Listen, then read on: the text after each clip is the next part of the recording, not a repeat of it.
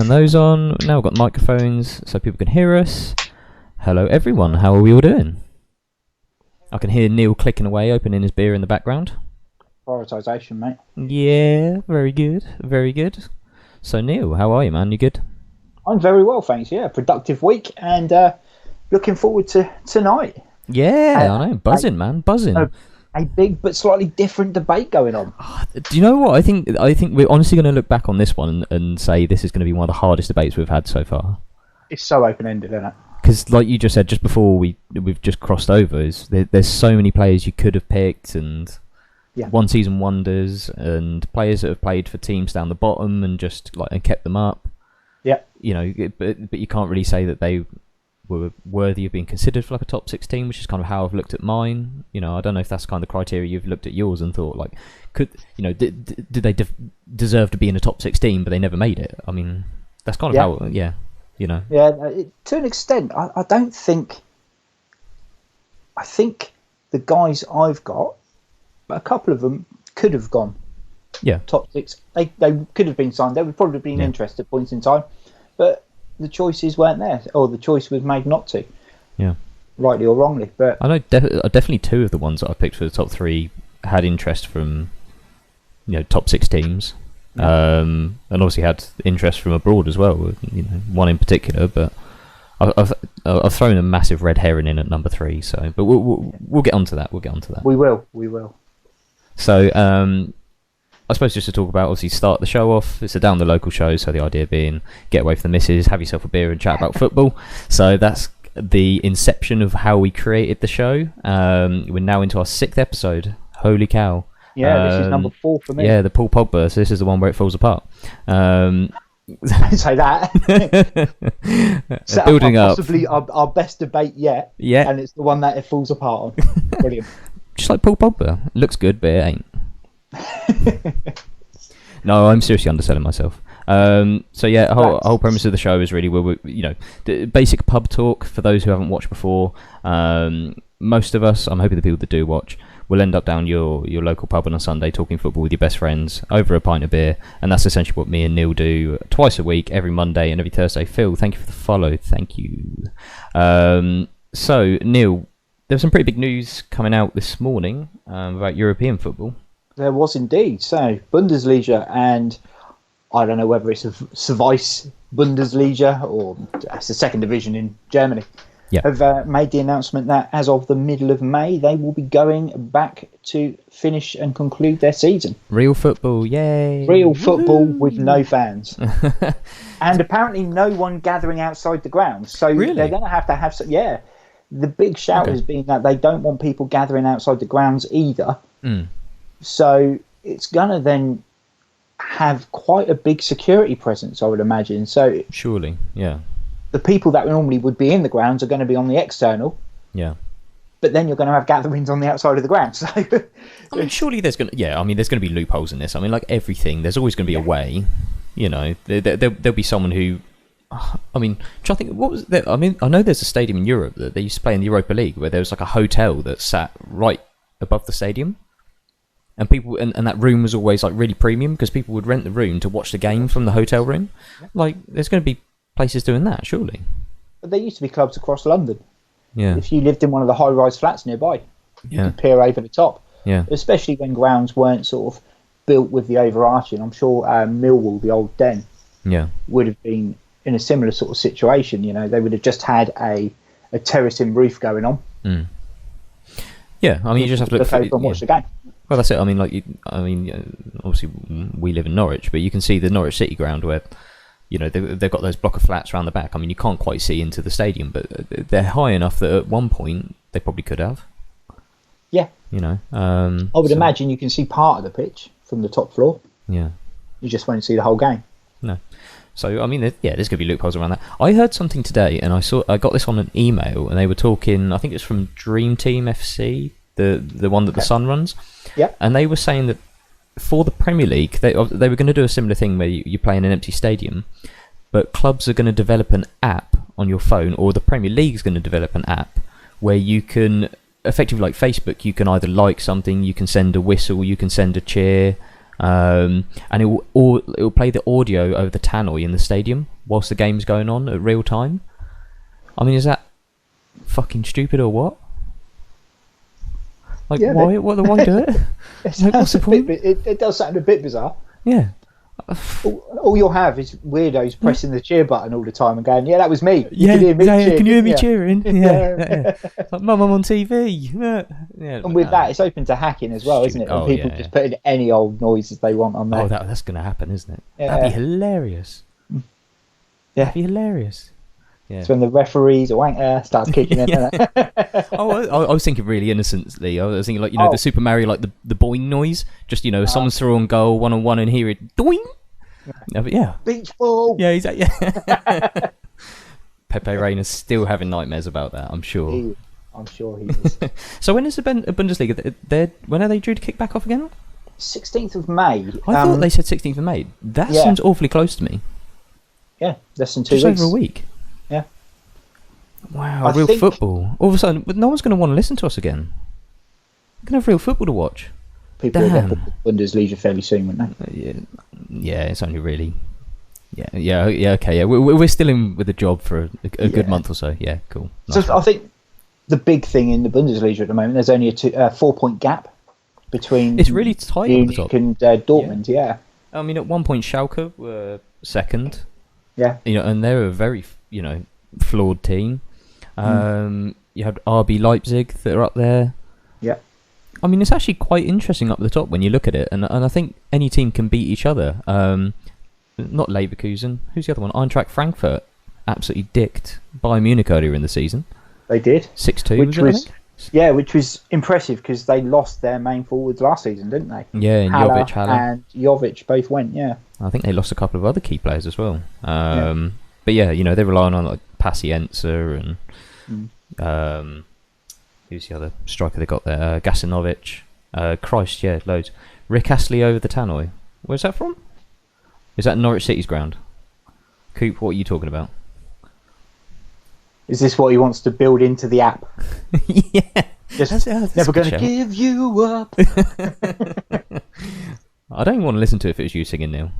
Oh. I think you've knocked that out of the park, dude. I'm going to forget you on my drumming streams now because you're singing. Singing along to your drumming. Yeah, you're right. Yeah.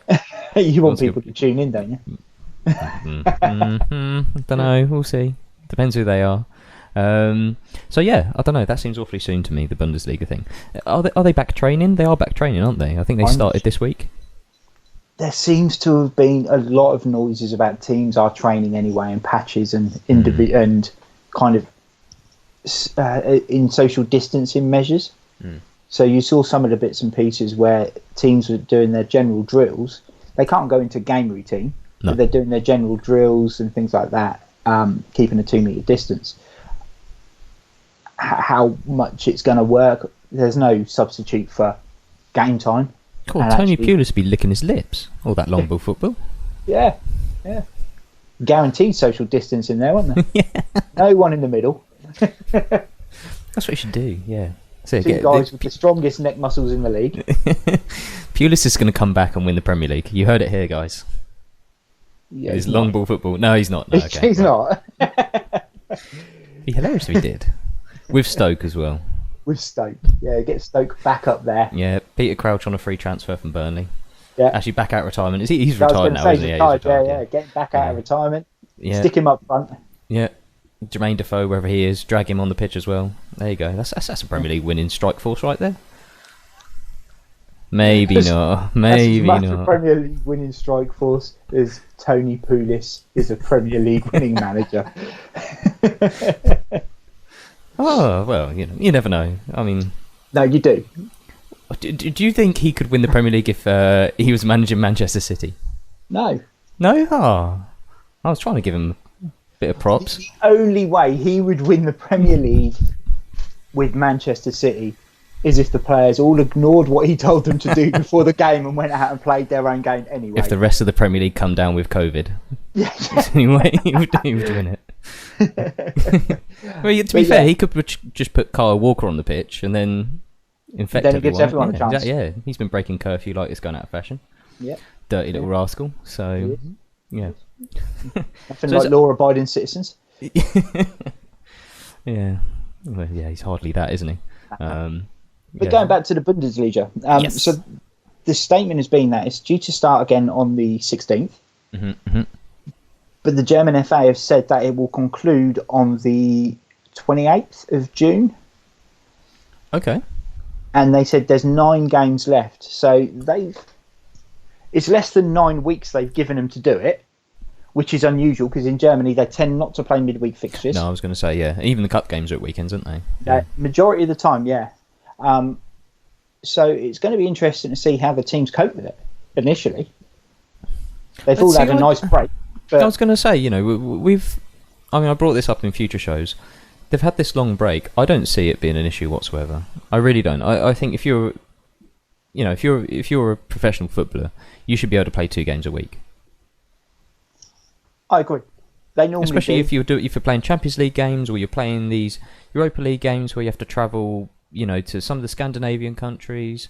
You have to travel to places like Turkey. When if you play down in Spain, things like this, they should be able to cope with that. That shouldn't be a problem whatsoever. They can easily play 2 games a week. And I agree. I think they will be able to. But again, it's something that's going to benefit the teams at the top because they're used to doing it. The teams mid-table down aren't. I get your point. I just think that. I mean, we don't know how intensive the training. I'm guessing it's intensive because they still want to win games. Yeah, sure. But is their fitness level is their fitness training as intensive, knowing that they're not going to be playing as many games? They will have a core fitness, but they can work on it over a longer period of time, as opposed to having to constantly work at on the fitness levels. Yeah, I don't know. I can see that they're going to lack game time and the game sharpness that you get of being of playing week in, week out. But like you said, all of these guys during lockdown, they've got their own gyms at home. The professional footballers, they'll have the right supplements, the right diets. Everything's in place for them to maintain themselves. It's just purely the match sharpness that's going to suffer, I think. I don't think there's going to be too much of a physical thing. Agreed, yeah, the teams lower down that don't have the facilities, that don't have the staff that some of the top teams have, they're probably going to struggle a little bit more, but they've still got squads in place, and they're still going to have travel arrangements. I don't know. I don't... If any team looks back on this and say, we should have got a better position at the end of the season, or we shouldn't have got relegated, or blah blah blah. I don't think they've got a leg to stand on, in my opinion. No, I suppose in Germany as well, the teams that are down the bottom end are the teams that are likely to be down the bottom end, so they're all going to be in a similar situation. So yeah. I haven't actually looked at the bottom end of the Bundesliga, but I think it's pretty true to form. So yeah. I don't think there's too many teams down there that can really argue that point. It's interesting that obviously they said they wanted it concluded by the end of June, so they still want to have the summer break. I suppose, is that not a good sign that the Champions League is going to return, do you think? If they're trying to keep their season to a normal finish almost? I think part of the problem with the Champions League is going to be the amount of travel across European countries, isn't it? Yeah. That's going to be the main concern for clubs. Yeah. Especially when you're looking at England today, was it today or yesterday, went to the highest level of deaths recorded in Europe. We're second highest in the world now, aren't we? Yeah, behind America. Yeah. So if you then do that per capita, we're probably the highest. If you then look at, Italy was really high. Spain was floundering at one point. Yeah. To try and bring back the Champions League, I think the Champions League, we may not see that return this season. I don't know. Yeah, I can't see how they're going to get around doing it. No, I mean, not even if they hold it in neutral venues, like I know has been talked about, it's still going to involve travel. Yeah, teams are still going to have to come out of a country to go how's to that a any country. different? Yeah, exactly. So I don't see how that can come to a reasonable conclusion, as you say. So no, the only way that, in theory, they could do it to reduce the travel. Did we look at it the other week? In fact, I've still got the stuff here. Obviously, you've got those quarterfinals to be finished. The round of 16s need to be finished, don't they? Mm-hmm. And then the quarterfinals could be fudged to an extent.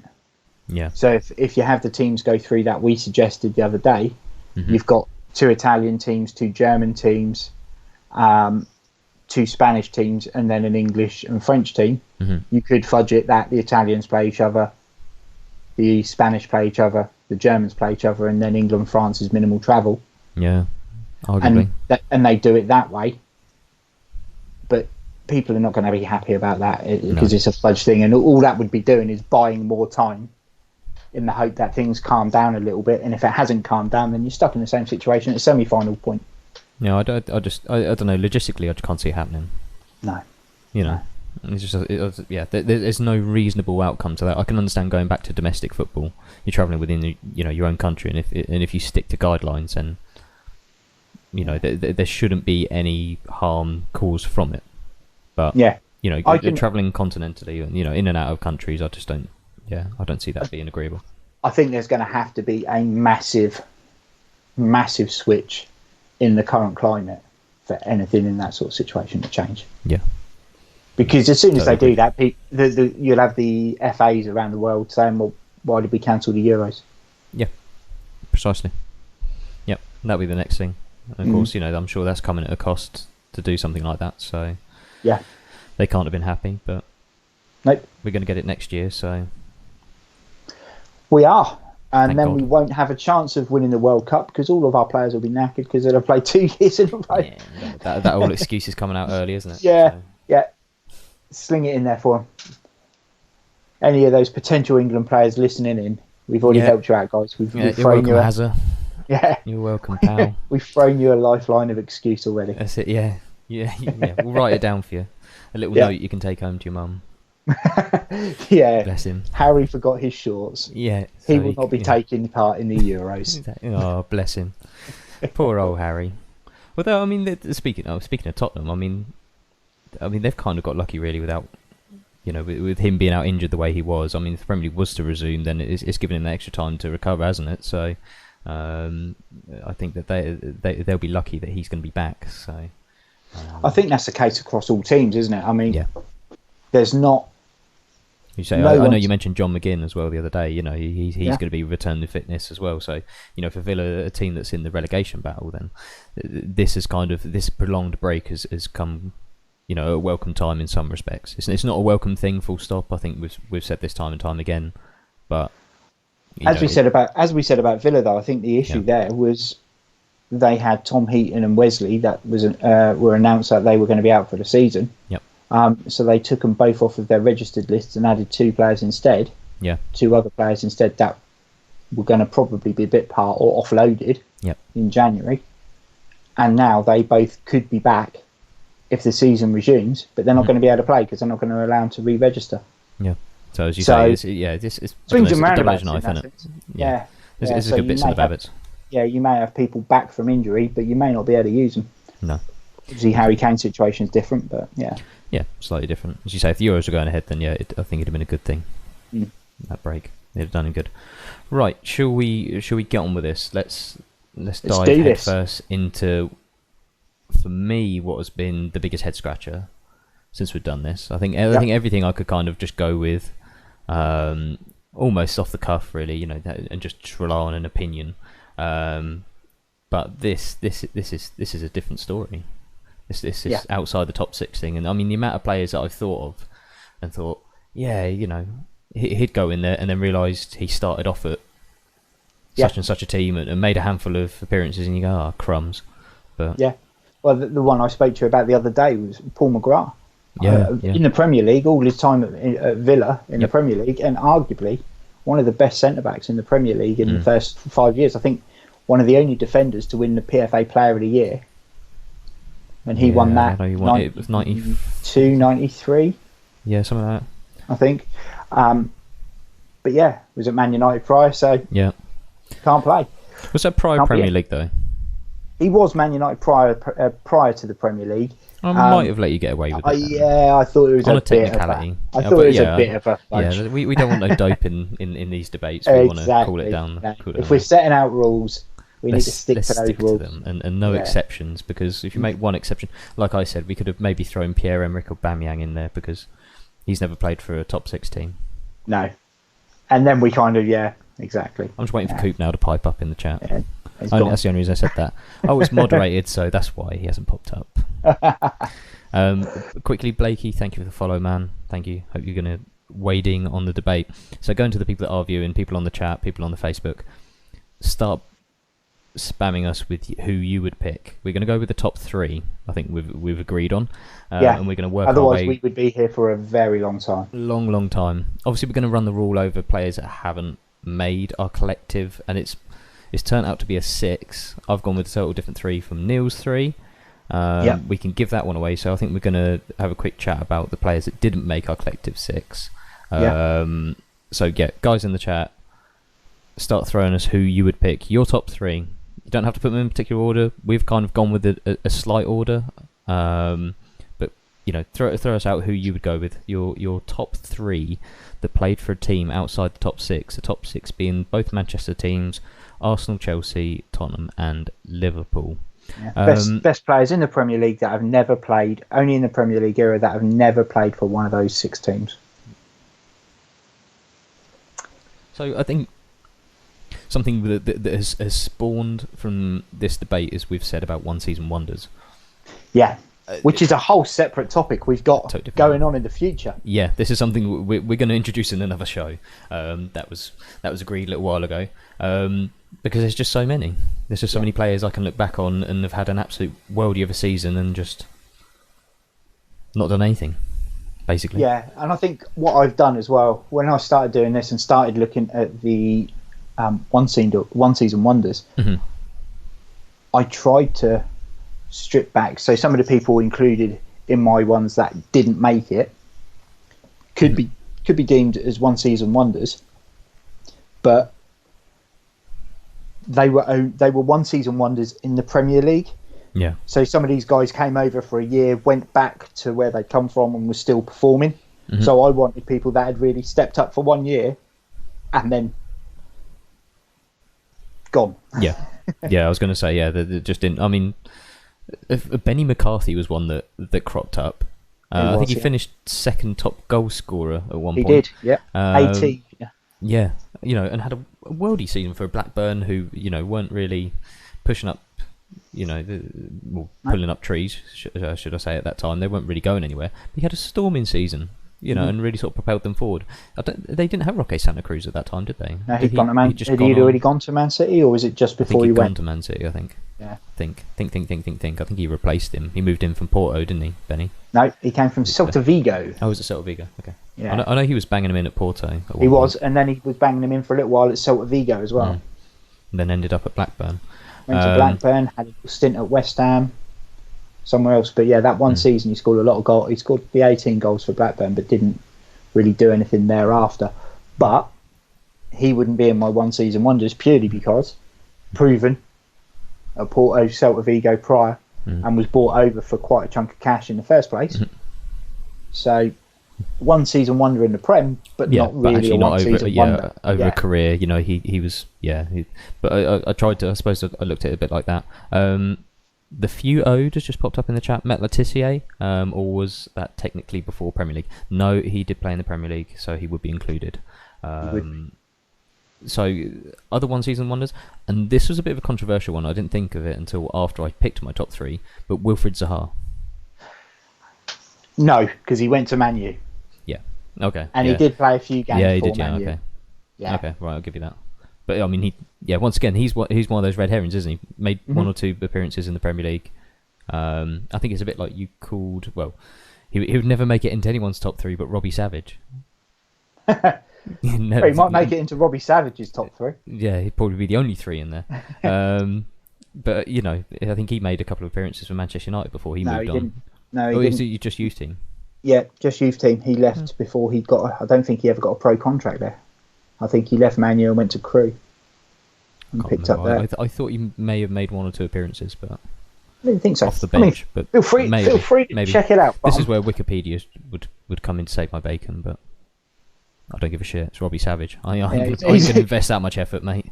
I mean, all that's happened here is you've given him more of a shout than he would have got anyway. Oh yeah, but I've given him a shout and I'm knocking him down. You've set him up to put him down yourself. Yeah, you've full on Jenga blocked him. I saw him getting a good kick in from Wayne Rooney while I was looking at videos earlier on, and that brought much delight to my day. That was thoroughly enjoyable. But also, I mean, other players that we haven't included was and one which I once again could have quite easily made my top 3 was Jamie Vardy. But yeah, you know, once again, and I felt kind of aggrieved to kind of pick a player that is still playing. I don't know. Yeah. It was a bit of a tricky one, that one. All of the players that I've gone with have finished playing. Yeah. I think Vardy has been fantastic in the Premier League. Phenomenal. Especially from where he's come from and sort of the knockbacks and things like that in his earlier career. Mm-hmm. But he is still going. Yep. And I purposely tried to leave him out. Tried to leave him out. Yeah. He's in my notable mentions. He's now had his mentions, so we can move on. Yeah, I mean, once again, going back to the one season wonder thing, I mean, Robert Huth would have got in there for one season wonders. I think he had a storming season when they won the league. He did, but I think equally he was quite good when he first got into the Chelsea team. Yeah. Oh, fucking Chelsea bastard again, isn't it? Yeah. There's a few of them. They kick in, don't they? Yeah, and this is the thing. Shit. I mean, when I was looking through, and I was like, Ginola, absolutely fantastic at Newcastle, and actually done quite well at Villa. Yeah. Oh, yeah, he played for Spurs as well, didn't he? Yeah. Damn him. It's quite easy to forget, though, isn't it? Yeah. But he did, and you can't have him. Yeah, you just. I was going to say, they had such an unremarkable time there. You just think, what? Phil Talmer's popped up on Facebook saying Tino Asprilla, JJ Okocha, and Mustafa Hadji. It's a pretty strong 3, that is. Yeah, I could definitely. Tino Asprilla, I think the biggest issue with Tino Asprilla was he just wasn't around for long. No. If he was around longer. Yeah, absolute worldie of a player when he fancied it. Like a Loire, a similar sort of player. At times just looked phenomenal. Yeah. I think Tino Asprilla looked phenomenal more often than Loire. Yeah. But Mustafa Hadji's an interesting one because he was fantastic at Coventry and really good when he first went to Villa. But then he just petered out completely, like all interest was gone. Yep. And you had the other guy who went to Villa, the other Moroccan, who I don't think he was at Coventry. I think he was at Southampton. Hassan Kashloul was one that was really good. Bit before me, pal. Yeah. Sorry. But there was a few of those guys floating around at the time. I'm pulling more and more of them out of my head as we're having this conversation. I was going to say, I mean, Eric Backer, Norwegian guy who was at Leeds and then went to Villa for a little while and was at various other places. Yeah. Really good attacking midfielder. Yeah. You know, these guys now, I'm getting upset. These are getting more of a mention than the people that are on my list of notable mentions. I guess those notable mentions get longer and longer and longer. Too many. Get you an A1 piece of paper to write them all down on. Flip chart. It'll be like an old training session. I mean, I was gonna say, I can think of people like Lewis Burmorte, who was obviously with Fulham for a little while. He was awesome. He was at Arsenal. Oh yeah, fucking see these players. I just think, God damn it. Yeah, he did. He was once again totally unremarkable time there. Yeah, and equally poor at West Ham when he went there. Yeah. So he's more likely to hit your one season wonders. Yeah. See how many games, how good he was for how long at Fulham. Yeah. Not very long. No. I think that was their first season. They come up, didn't they? Yeah. Who was the striker that they had? Louis Saha, wasn't it? No, Louis Saha came on the season after. They had a striker up front. He used to put a mask on every time he scored. Facundo Sava. That's him. Yeah. Saha was there the first season they got promoted because he scored 2 goals on the opening day against Man United. Fulham went 2-0 up at Man United beating 3-2. Yeah.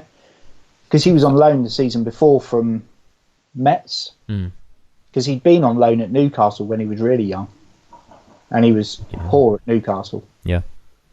Yeah. I remember, Sahar didn't really...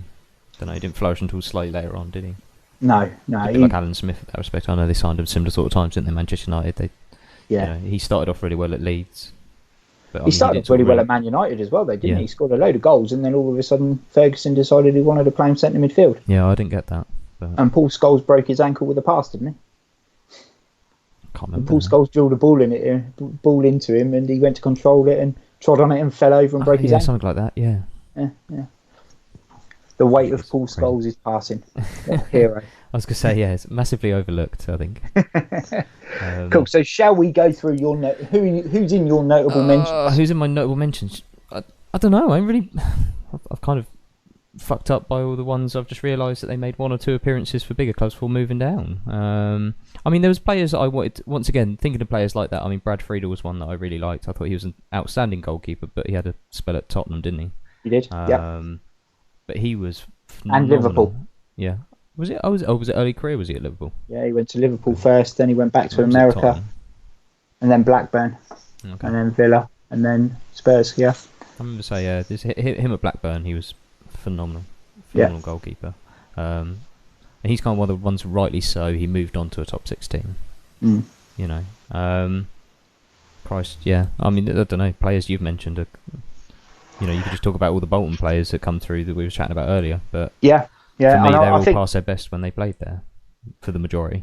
To an extent, yeah. I think I'm in a slightly age-wise, I'm in a more privileged position in this one because I've got all of the guys from sort of the early Premier League times where you were probably 5 or 6 at most. But I've got a list including people like Gareth Southgate. Who was, apart from one dodgy penalty, a very, very good defender. Very good. Gary Speed. I mean, I was going to say, how Speed's not popped up more in our... Yeah. I mean, phenomenal at Newcastle, phenomenal at Bolton. Phenomenal, really good at Everton. Yeah. When he went there, finished Wales, off. I mean, he was playing until he was 39 at Sheffield United. Rest in peace, Gaza. Yeah, bless him. Yeah. But yeah, fantastic player. Tim Cahill. Yep. Another one. Yeah, I mean, signed for Millwall, wasn't he, for a ridiculously small fee? Just over $1 million. Yeah, wow. I mean, what an impact he had on that Everton team. Yeah. And Australia as well. Yeah. You know, people were thinking he was getting over it a little bit, and he goes to a World Cup and bangs in goals for Australia as well. So doing it against the cream of the crop. Yeah. So. Yeah. He's done it on all levels. You know. So I mean, it's got to be said. Cutting it in the Premier League is so. You know, we can't stress that enough. Really, that you know, you're playing in the hardest league in the world. So I mean, these players to have not made it in the top 6, it's not. You know, it's not really a quash on their ability. I don't think in any way. No, not at all. God. We've got the few owed. Yakubu and Di Canio up front. Oh, imagine that. I mean, feed the yak and he will score. Di Canio is in amongst my notable mentions. He was someone that very nearly got into my top 3. It's a toss-up between him and someone else. Yeah, he was entertaining, and he was great to watch. But there was just something not quite right with the guy. He was always trying to pick a fight with the referee. That's the only thing I can remember. It was hilarious. Yeah, pushing over Paul, someone or other. I can't remember the referee's name, but not a clue. Paul something or other. Pushed him over. Watched the guy fall over like a Bambi. That was brilliant. Yeah. Yeah. I couldn't stand up. His legs went all funny, all weak. But Di Canio, fantastic player. Just didn't make it in my top 3. Yakubu had a really good goal scoring record at Everton. Done quite well. Had done quite well at Portsmouth. I am. Oh, there he goes. On your Nelly. Get some legs going.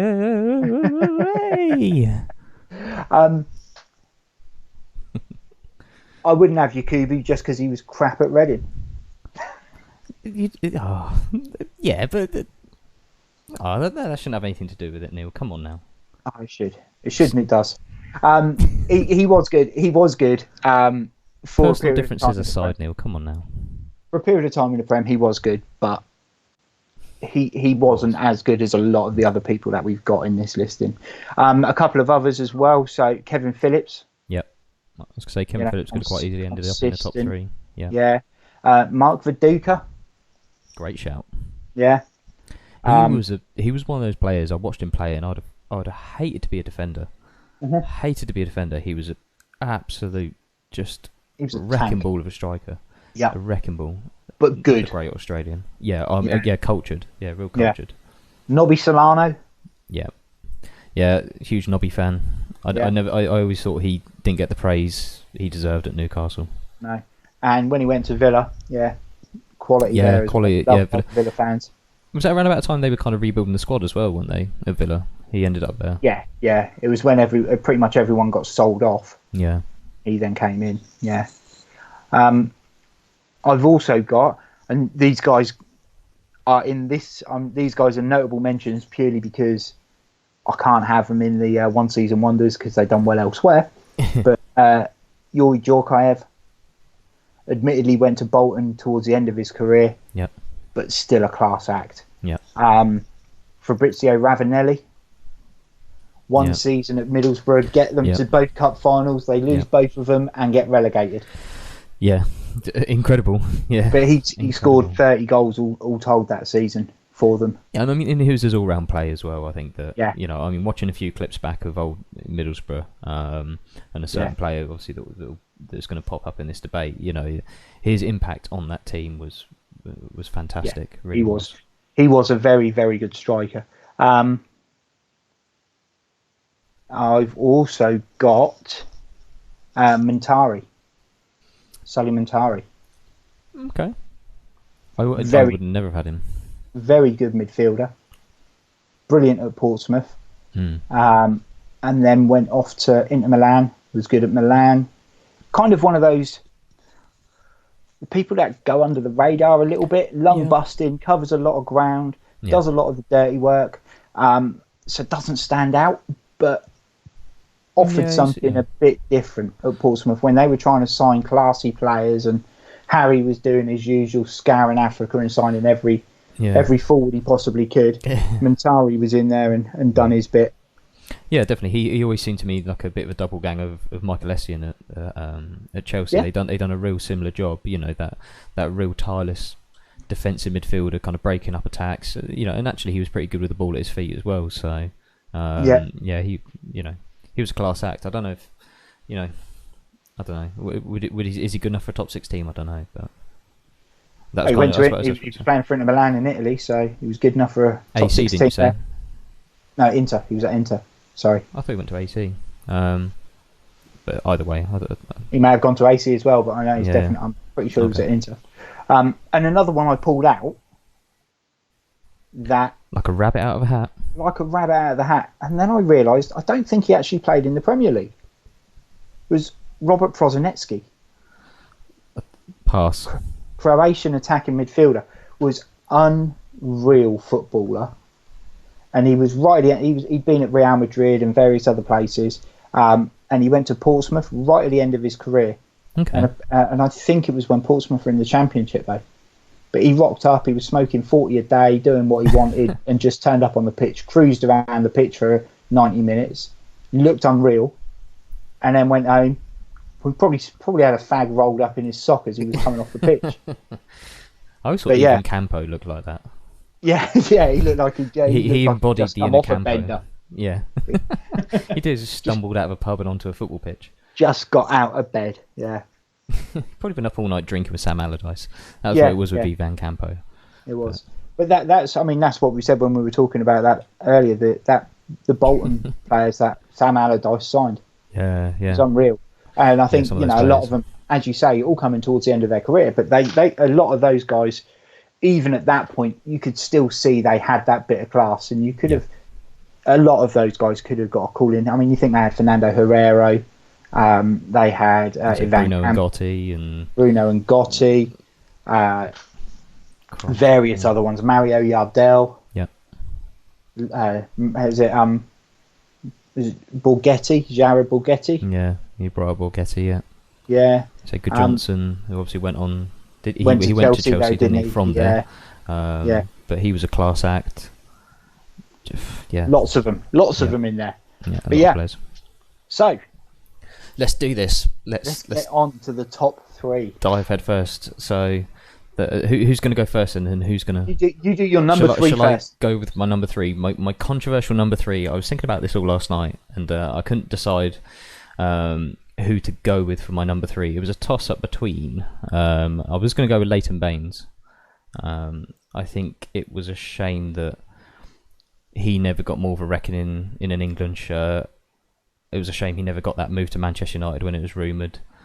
I think he has a hell of a left peg on him, and his time at Wigan as well, he was outstanding in keeping them up. So I had a lot of love for Leighton Baines, but I ended up going with this man. I'm just going to get a video up of him saving the day, and that is Jussi Jääskeläinen.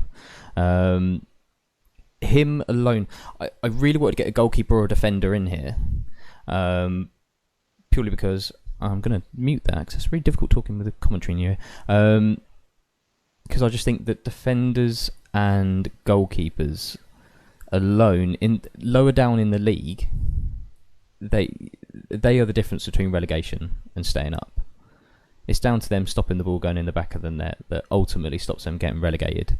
I think Jussi Jääskeläinen done that for a good many years. I mean, in this game here that we're watching, he managed to save 2 penalties, I think, within the space of 5 minutes.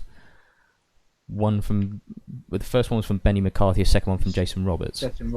I mean, to be fair, both penalties go to the same place and they are both poorly struck. But he's still got to save them. He's still got to go the right way and save them. So. Yeah, I mean, but you just got to look.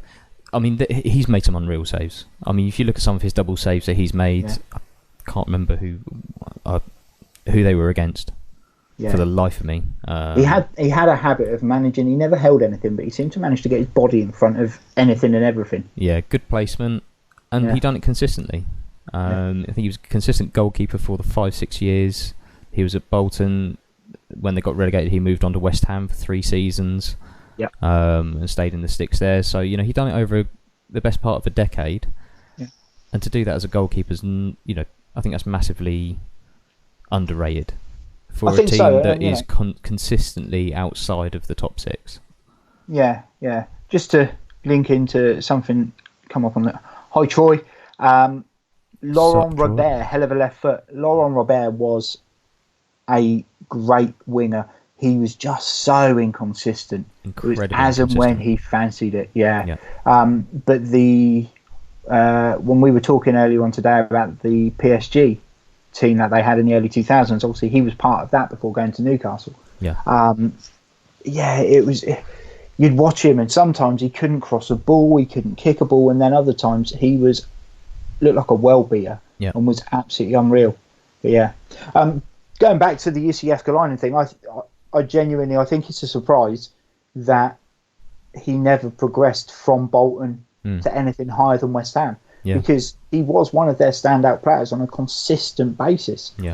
We talked about all of the flair plays going forward, but he was at the back stopping it because defensively, they were an aging side. I mean, they had experience back there, but you never looked at a Bolton defender apart from maybe Tim Cahill later on, and thought, Gary Cahill, Tim Cahill, fuck's sake.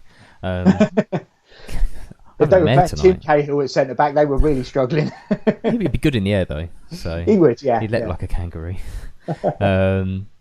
Gary Cahill at centre back was probably their most notable centre back, young centre back really, that kind of went on to bigger things. As you say, all centre backs that were there, they were kind of aging and coming towards the end of their career and didn't really have the pace, so I think they relied on him quite heavily. As I say, and have that consistent run as a goalkeeper's, for me, is quite understated. So, hence why he made my top 3 ahead of Leighton Baines. Good shout. Thank you. So, number 3 for me. Numéro 3. Numéro 3. I've gone with a guy he wasn't at the end of his career when he came over. He'd stood out at a couple of big tournaments, and due to a fallout at the club he was at, moved over to England, and he was just a joy to watch. JJ Okocha was everything you wanted in a footballer. He danced with the ball.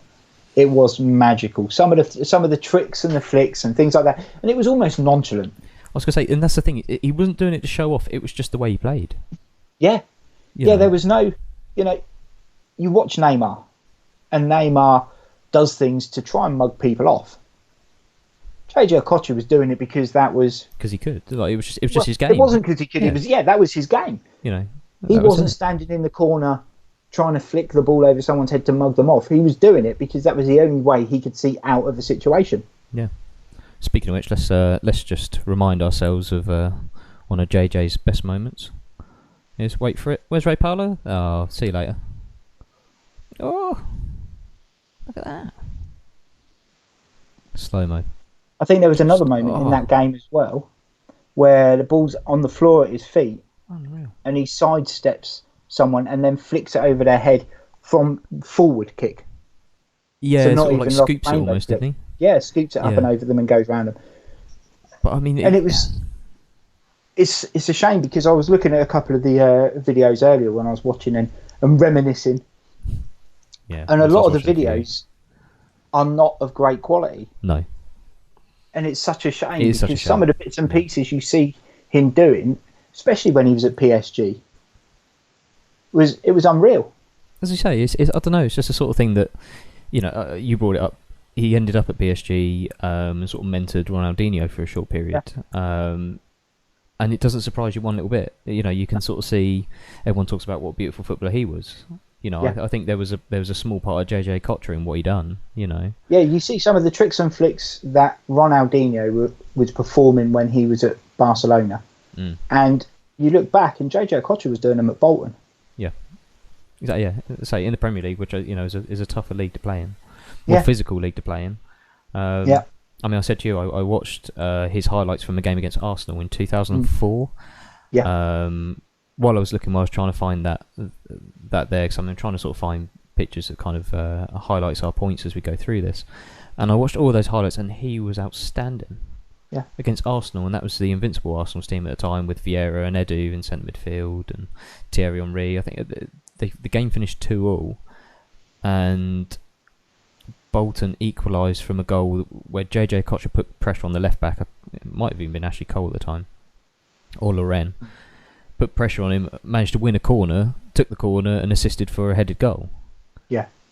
So it's not all tricks, it's not all fancy little flicks like we've just seen there. It was a true professional footballer, who could win games for his side. He could assist goals, he could score goals. And we fully know that Sam Allardyce did not suffer fools gladly. If he didn't like what you'd done, you didn't put the work ethic in, you're out on your ear. Yeah. And he had JJ Okocha as his captain at Bolton. Yeah. Which, goes a long way to saying how much he admired, respected the player, but actually believed in him to be able to lead the rest of those guys. Yeah. Yeah. Oh, absolutely, yeah. But I think he just embodied what the greatest compliment you could ever make about JJ Okocha is you watched him play football and it made you want to play football. He just embodied everything that's great about football. It was just it just looked so. It just made it look fun. He made you want to go out in the garden and kick a ball around, which I don't think there's too many players that do that anymore.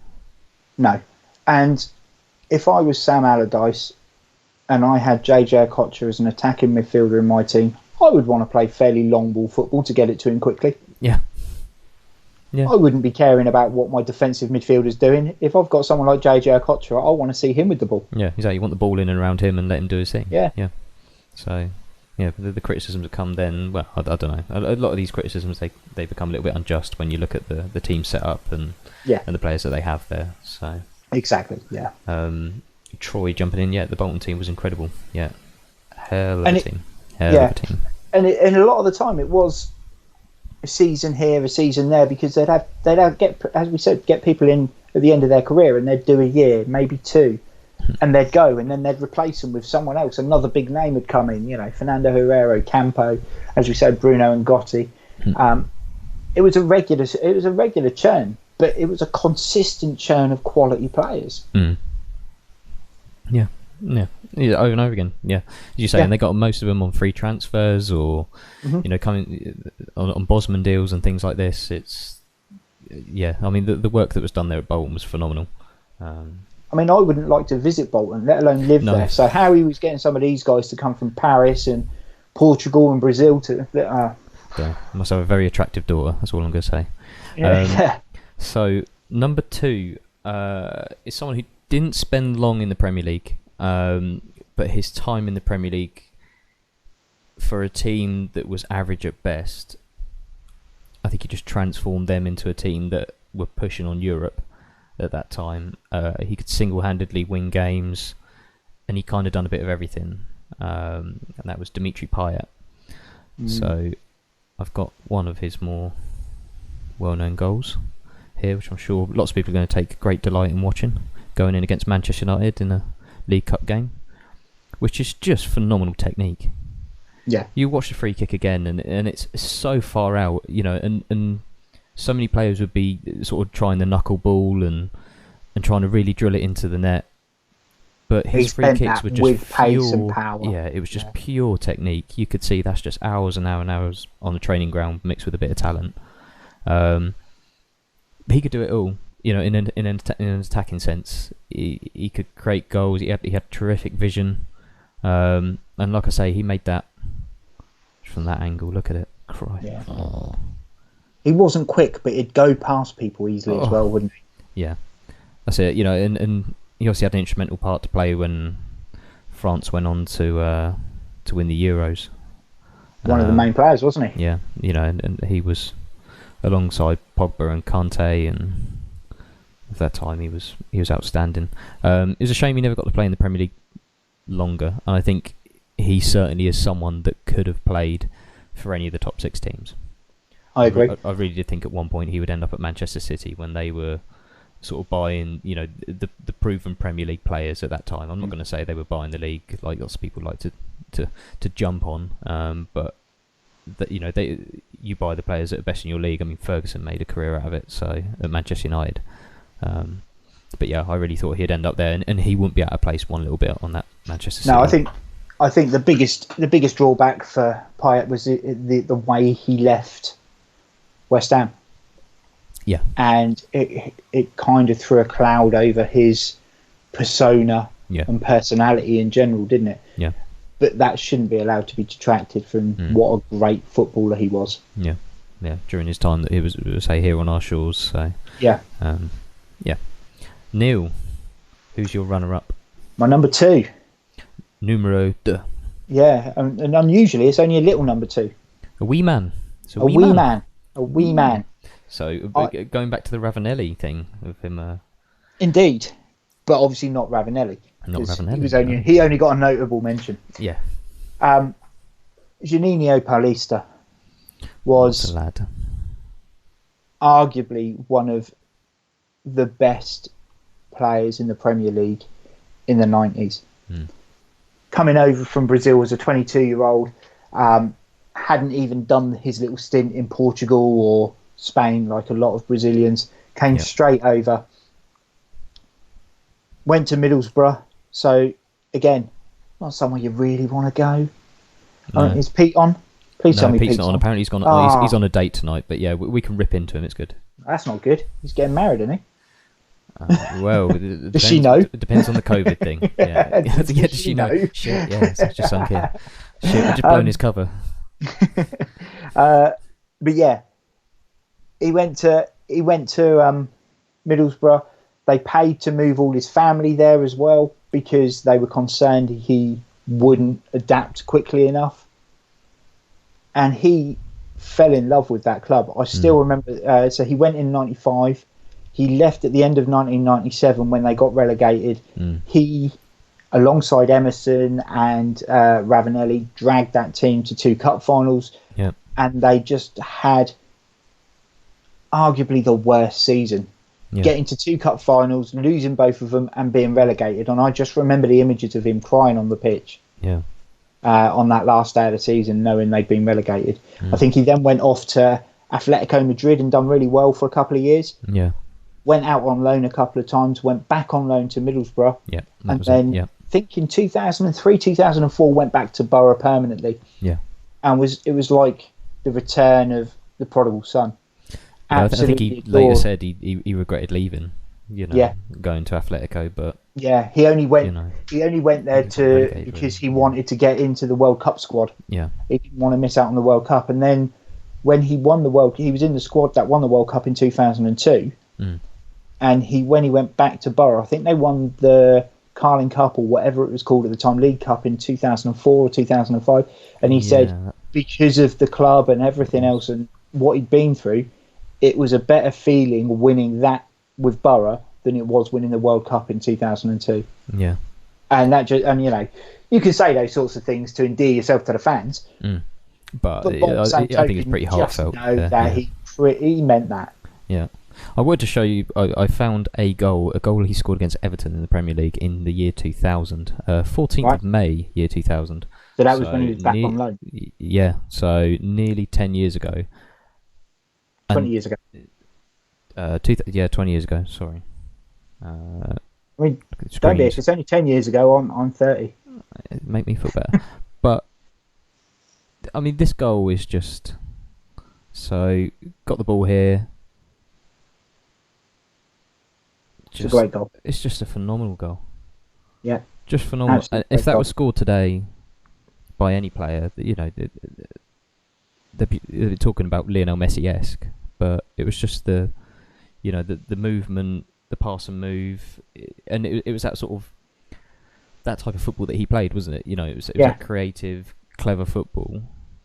Well, the goal that Jack Wilshere scored for Arsenal a couple of years ago, where it was pass, move, and it was flicks and kicks and things like that, of which some of them you knew were meant, some of them were just trying to get the ball moved on a little bit. Yep. Everything's under control in that goal. Yeah, exactly. At all points, the ball is under control. Yep. And you don't see enough of that. No, precisely as you say. That's something that we've lauded Messi for, rightly so, for years. And that's, I don't know, that's just phenomenal thinking. It's phenomenal technical ability. It's being able to see the game before it's happened, read the game. And they talk about players that create pictures in their head, and he just strikes me as one of those players that he's just one step ahead, if not two. Yeah, always looking, just such a clever little footballer. Which you tend to get a lot of out of Brazil. Yeah, and the guy who's playing as the centre forward there has to have the awareness that Juninho is going to carry on that run, because the ball he gives back to him is perfectly in his path for him to take that touch beyond the next defender. But even the pass that he's played into him, I think he's almost played the pass saying, "Give it back to me." Yeah, it's one of those ones where you probably, me and you probably done it. You give that pass knowing you're going to get it back. Almost, it's the way you play it and the way you shape your body and stuff. But equally, when you drill a ball into the box and the centre forward's only got one defender on his back, how often do you see him fake to play that ball back and turn to hit a shot himself? Yeah, it happens so often.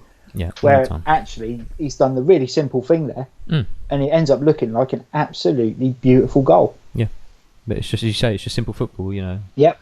And even the finish, it'd have been so easy just to blast it in the back of net. He calmly places it in the bottom corner. He does, yeah. Actually, inch perfect. It's a terrific goal, and just I thought that embodied really him as a player. Yeah, definitely. Opinion. So just looking at the chat, Troy, the one against Norwich. I didn't want to drop in Norwich. We had to, didn't we? I just wanted to talk about the Wilshere goal, really, but it was against Norwich. Yeah, but boys and girls, remember, it's a fine city. It's a fine city. So, moving on to top spot. Least amount of COVID cases in the UK. Yeah, we should all get a little pin. Yeah. Woohoo! I'm a good boy. So, my number one was a pretty simple choice. Moving on, obviously, from our chat on Monday. I don't think it needs too much explaining. We pretty much said it all on Monday. It was someone who'd come back from two of the most serious injuries that you can have as a footballer, to go on and be the record goal scorer in the Premier League. At times part of a very good side, but he was the one that really set them apart, in my opinion, with the goals he scored, and of course that's Alan Shearer. I think looking back on some of his goals as well, he could kind of do a bit of everything. Yeah. And that was something that I know the person who you've picked as your number one is something that both me and you really admire about his game too. Yeah. They could score worldy goals. They could They would be in the right place at the right time. They'd score headers. They could lead by example. I thought Shearer was quite good at being that type of character for Newcastle. I think he just embodied Newcastle at that time, and embodied that squad. So, but obviously you have to pick out a goal, and of course it has to be his goal that he scored against Aston Villa. That is phenomenal. I know everyone talks about his volleys, things like that, but that is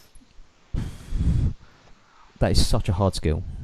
I'd like to point out, I think it's Peter Enkelman in goal, and he was not really a goalkeeper. He had a throw-in put past him. No. Okay, well, I mean, we can see a goal against a... Oh, no, we're not going to see a slightly better goalkeeper. We've got, Fabian Barthez, so... Yeah, rolled in, absolute launch of the free kick. Straight in the top corner. Because when we were talking about goal scorers the other day, and I think you underestimated the amount of goals he scored from distance. Definitely, yeah. I think people. I think in the general consensus as well is that he was a goal scorer. In the term of you're a goal scorer, you're getting those. You're getting the tap-ins and the poacher goals. Right place, right time. Good finishing. Good with your head. But when you look back, I mean, just look at those goals we've just seen then. That last one from Blackburn. Yeah. To watch it again, let's just bring it back. And I think it is. One of the best ones is the one that you showed on Monday, which was the volley against Everton.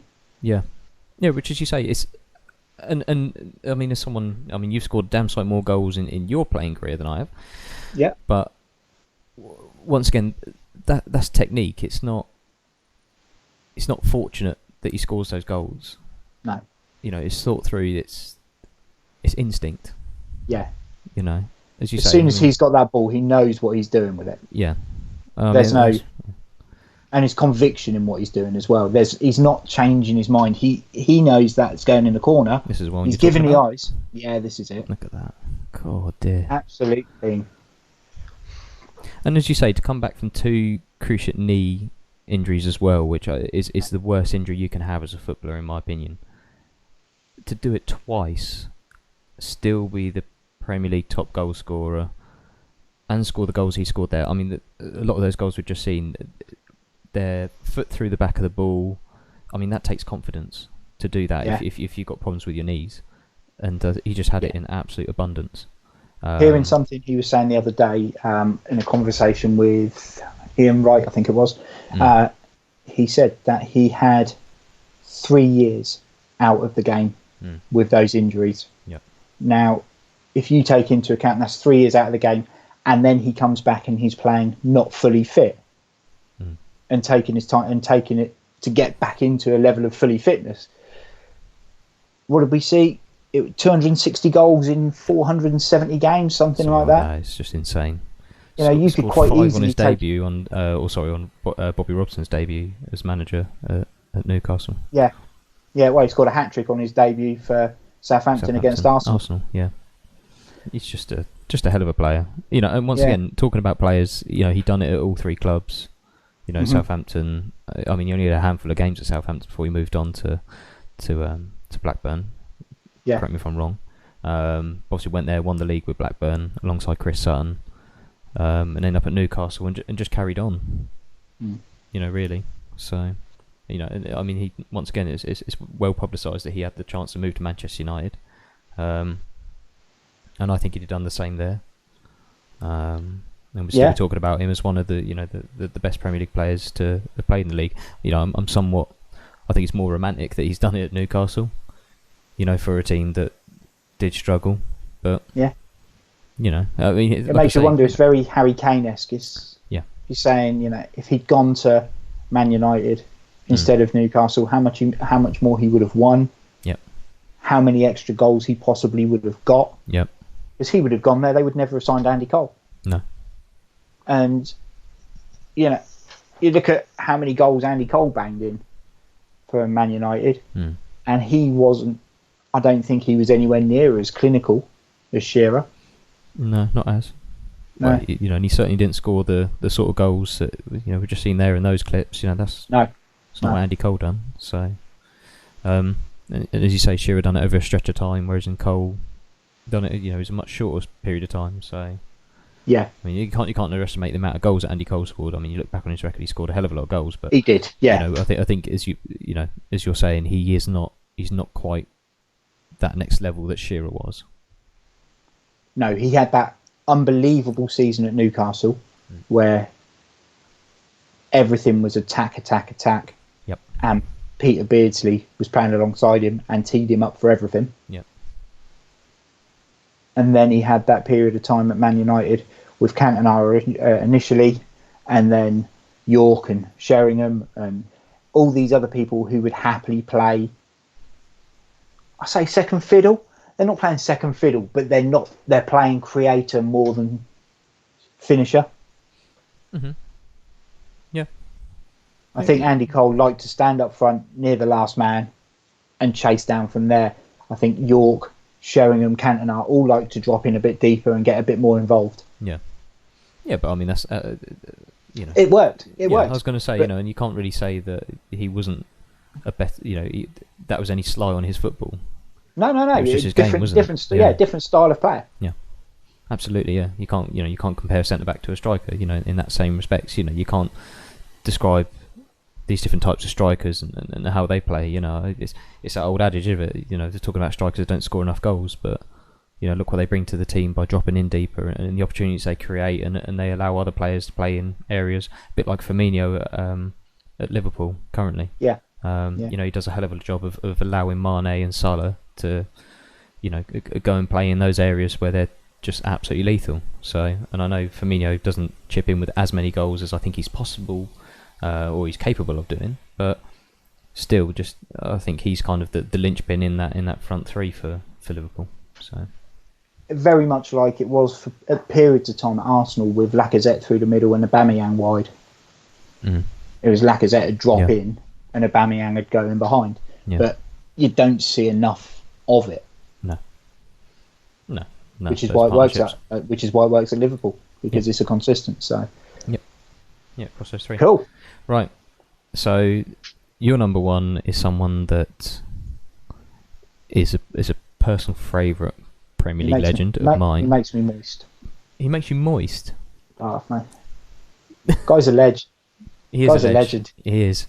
One of the best things about growing up in Reading was your TV channel was Meridian and Solent, and it meant you get to see all of the Southampton goals on the TV on a weekly basis at multiple points in time as well.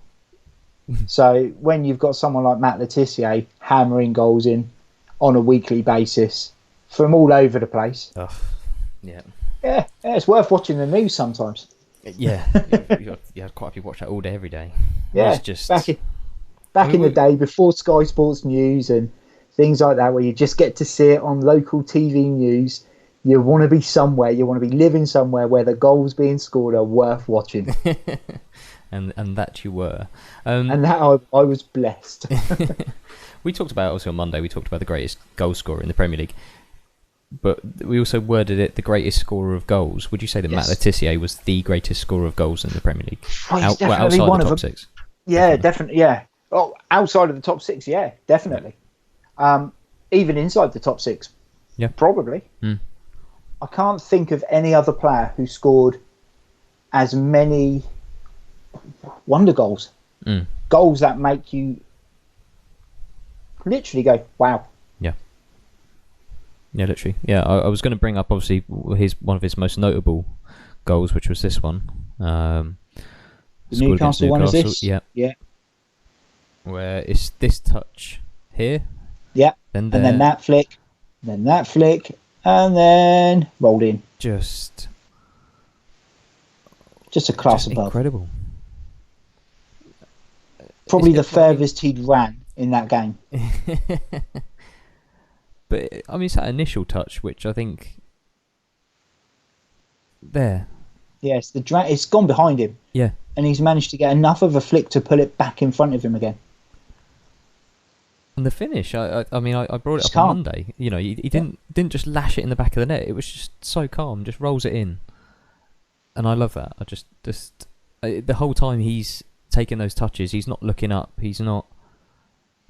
He's fully aware instinct. of where he is on the pitch. It's need pure to instinct look as well. It's just pure. I don't know. It's indescribable. It's an awareness. He knows where everyone else is without looking around. Mm. He knows where he is on the pitch without looking around. The only time he looks up is when he rolls it past the keeper. Yeah. Just to look up and see where the goal is. That's it. As you say, even when the defender's coming in, he just don't know. The touches are instinctive almost. Yep. It's awesome. It's just an awesome goal. My preferred one is the one against Blackburn that we saw the other day. I think we can just roll through all of his goals. To be honest, I'd quite happy just sit here all night and watching that. Unfortunately, it's going to ruin the YouTube clip that I'll put up. But thanks to the copyrights of Sky Sports, but they can suck my dilly dong. So bastards. Matt Letizier's greatest goals.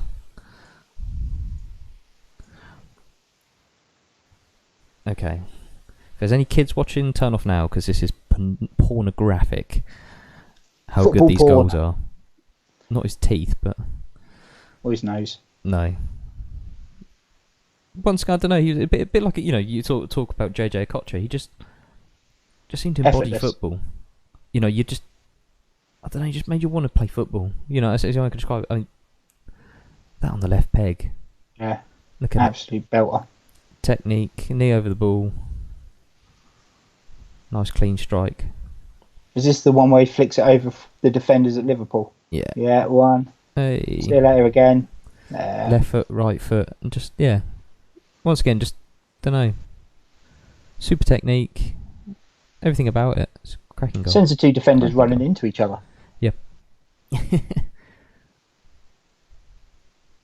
Yeah, this goal again. Which I think, as I say, that'll always be talked about as one of the greatest Premier League goals, in my opinion. Mm-hmm. And so it should be. Look at it. Even then, as you say, he's not looking up one bit, even when he's going through on goal. It's just he knows he's exactly watching the where ball. he is. Knows where he is, awareness around him. Yeah, just watching it come down out of the air and just rolls it in. Superb. This one's in the same game, wasn't it? Yeah. Another banger, innit? Yeah. Takes a touch on his thigh and then before it's even dropped. Trash. As you say, it's just, what an angle that is. That's great. Just just watching the ball bend away from the goalkeeper. Once again, doesn't look up, just concentrates on his technique, knows where the goal is. I think, as we said the other day as well, though, he was in such a privileged position at Southampton that he could essentially do what he wanted to do and no one would question it. No. You go to other clubs and you take on those shots. That one not so much because there's no one in front, but some of the goals he This scored. was one you said about as well, yeah. Where he flicks free it up, kick. Flick up and then, as you say, if you'd have done that if you're in a Manchester United shirt, a Liverpool shirt. I mean, like I say, we saw when Balotelli was dicking about on a pre-season tour out in America, and what he'd done for his notoriety with football.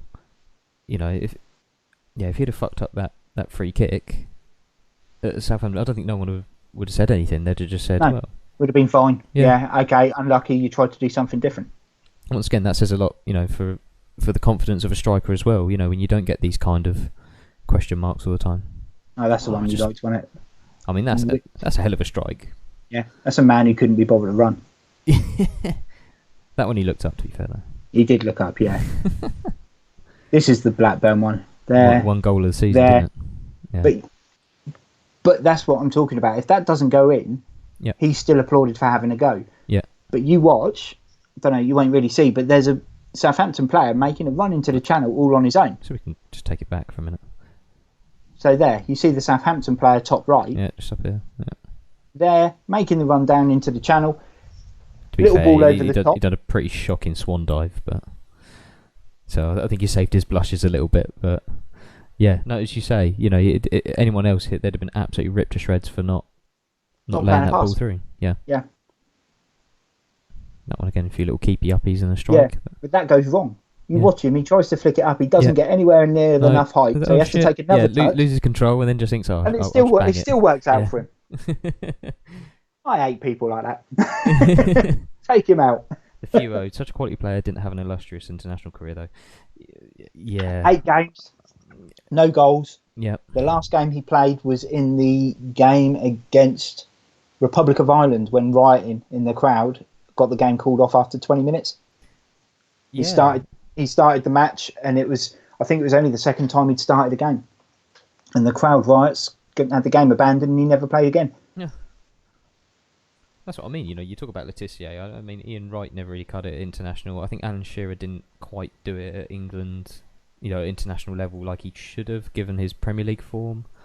I don't know. You could talk about a lot of strikers that didn't quite transfer it over to England at that time. Robbie Fowler, yeah, definitely. You have to then bear in mind though that Matt Le Tissier looked fantastic at Southampton because Southampton built their whole team around him, and he was allowed to do what he wanted to do. Yeah, that wouldn't have washed with any England manager. No, to have a guy when you're pulling in people from Man United, Liverpool, etc., and you're pulling in a guy from Southampton, and then you're going, we're going to build the team around him. Yeah, those guys would have been like, why? Yeah, he's good. So, I was going to say that in mind. Then, so say Le Tissier was offered the chance to go to Manchester United in the 90s.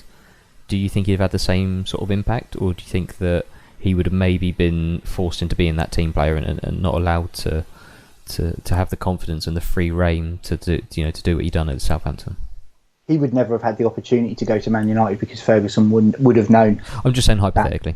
Yeah, he had the opportunity to go to Blackburn, I think, the season after they won the Prem, and he didn't want to go. Football in the 90s was a lot more structured. You see a lot of sort of free-flowing movement from position and things like that. Now, then, majority of the time, it's a 4-4-2. Your wingers stay wide. Your centre midfielders get up and down. Your strikers either both stay up there and one of them's big and he flicks it onto the little guy, or one of them drops in to pick it up off your midfielders. There wasn't a huge amount of fluidity to it. Okay.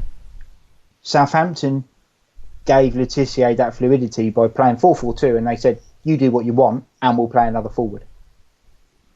Okay. He wouldn't have had that luxury. I can't imagine he would have had that luxury at any of the big clubs or any of the top clubs at the time. You could have seen him maybe going to somewhere like Liverpool, who were on a regular basis at that point finishing mid-table, maybe 7th, 6th. They weren't flying in the mid-90s. So you could have seen him maybe going there and having an impact. But you couldn't see him going to one of the big 6 at that point in time. No, okay. Yeah, no, I always like to ask a question, and that was because I sort of approached my 3 a bit more, would they have cut it in the top 6 team?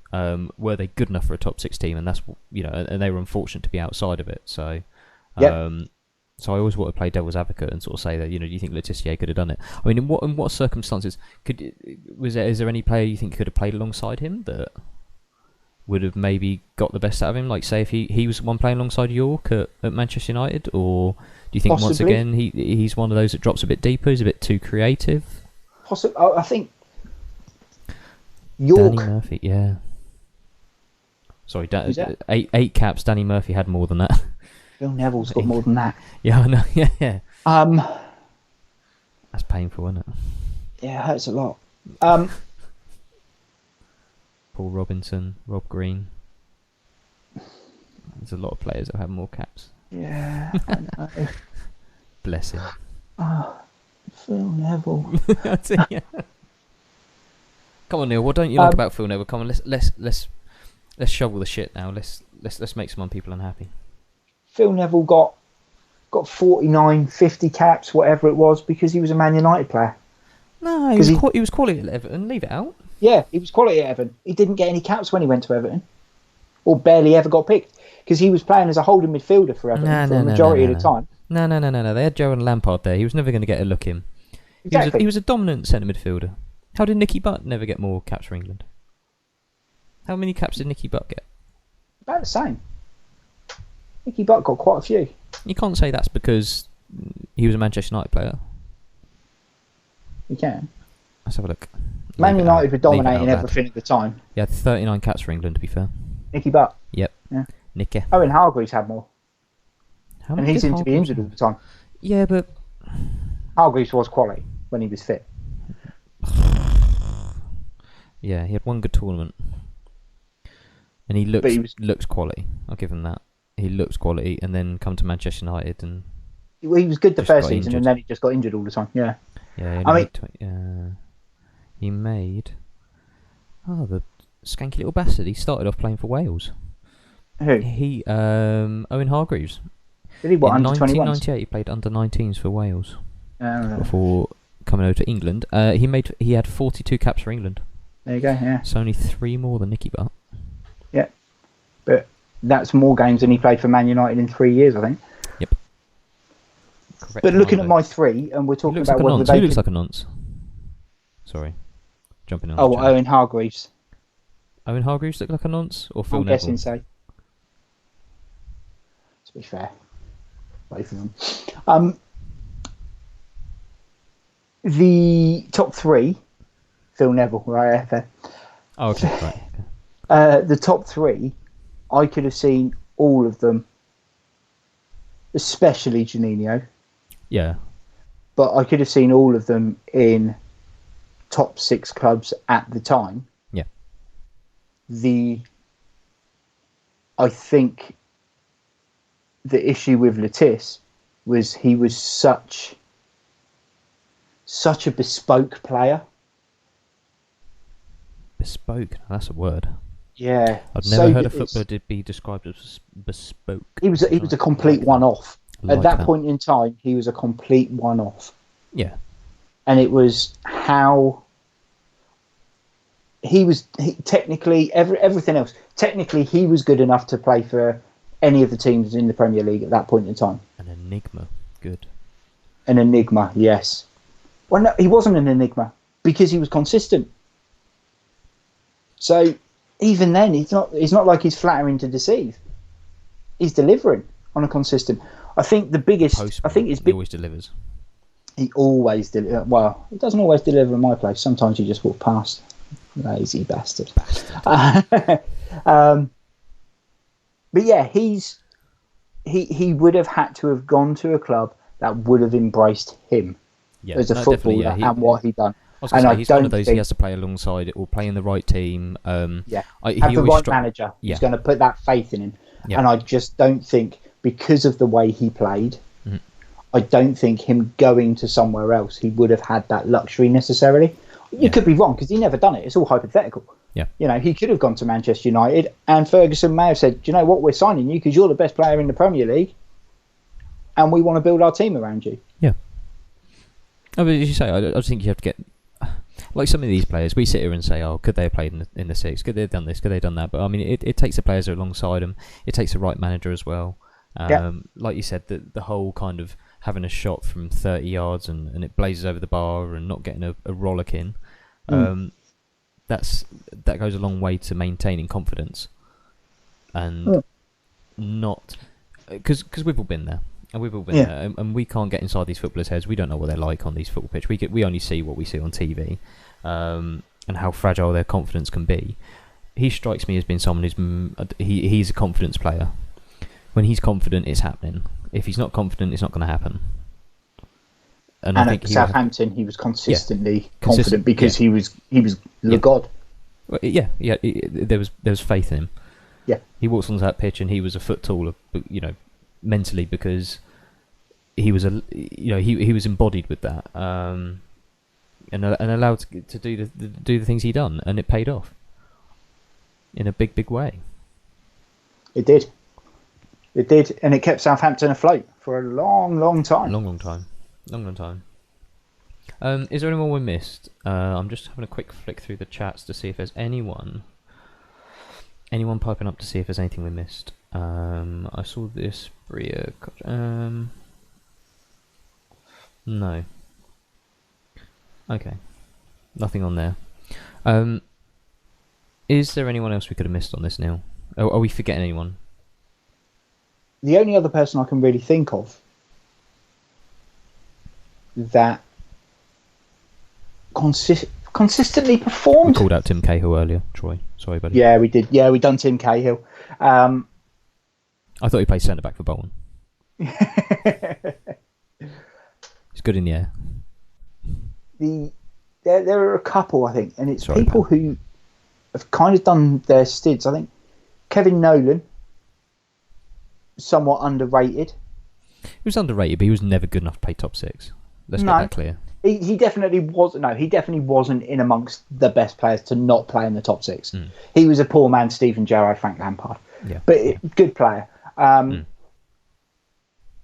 Inconsistent as well. At Bolton, Newcastle, West Ham. Yeah. Essentially, wherever Sam Allardyce went, he took Kevin Nolan. Basically. So, you've also got Rob Lee. Yeah. Who was at Newcastle in the mid-90s when they came up. Done very well there. Was kind of an early version of a Frank Lampard attacking midfielder who was sort of getting in and getting goals as opposed to the creative side of things. Again, probably not quite good enough to get in. Well, I say not quite good enough to get into a top 6 team. At the time, he was in a top 6 team. Yeah. So. Yeah, at that time. Yeah, so theoretically, yeah, he was good enough. But no, looking across the rest of them, I think the guys who stand out that we missed out, that were consistent for a period of time. Yeah, so not the one-season wonders. Yeah, have to be sort of the Di Canios, the Vidukas, the Nobby Solanos.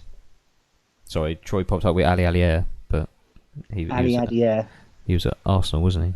Yeah, he also then went to Middlesbrough, and he was crap there as well. Yeah. Yeah. I mean, if we're going to get silly, Christopher Ray, Stuart Downing, Andy Johnson, James Beattie. Yeah, James Beattie was hit and miss. I'll tell you one that I thought of, Dean Ashton.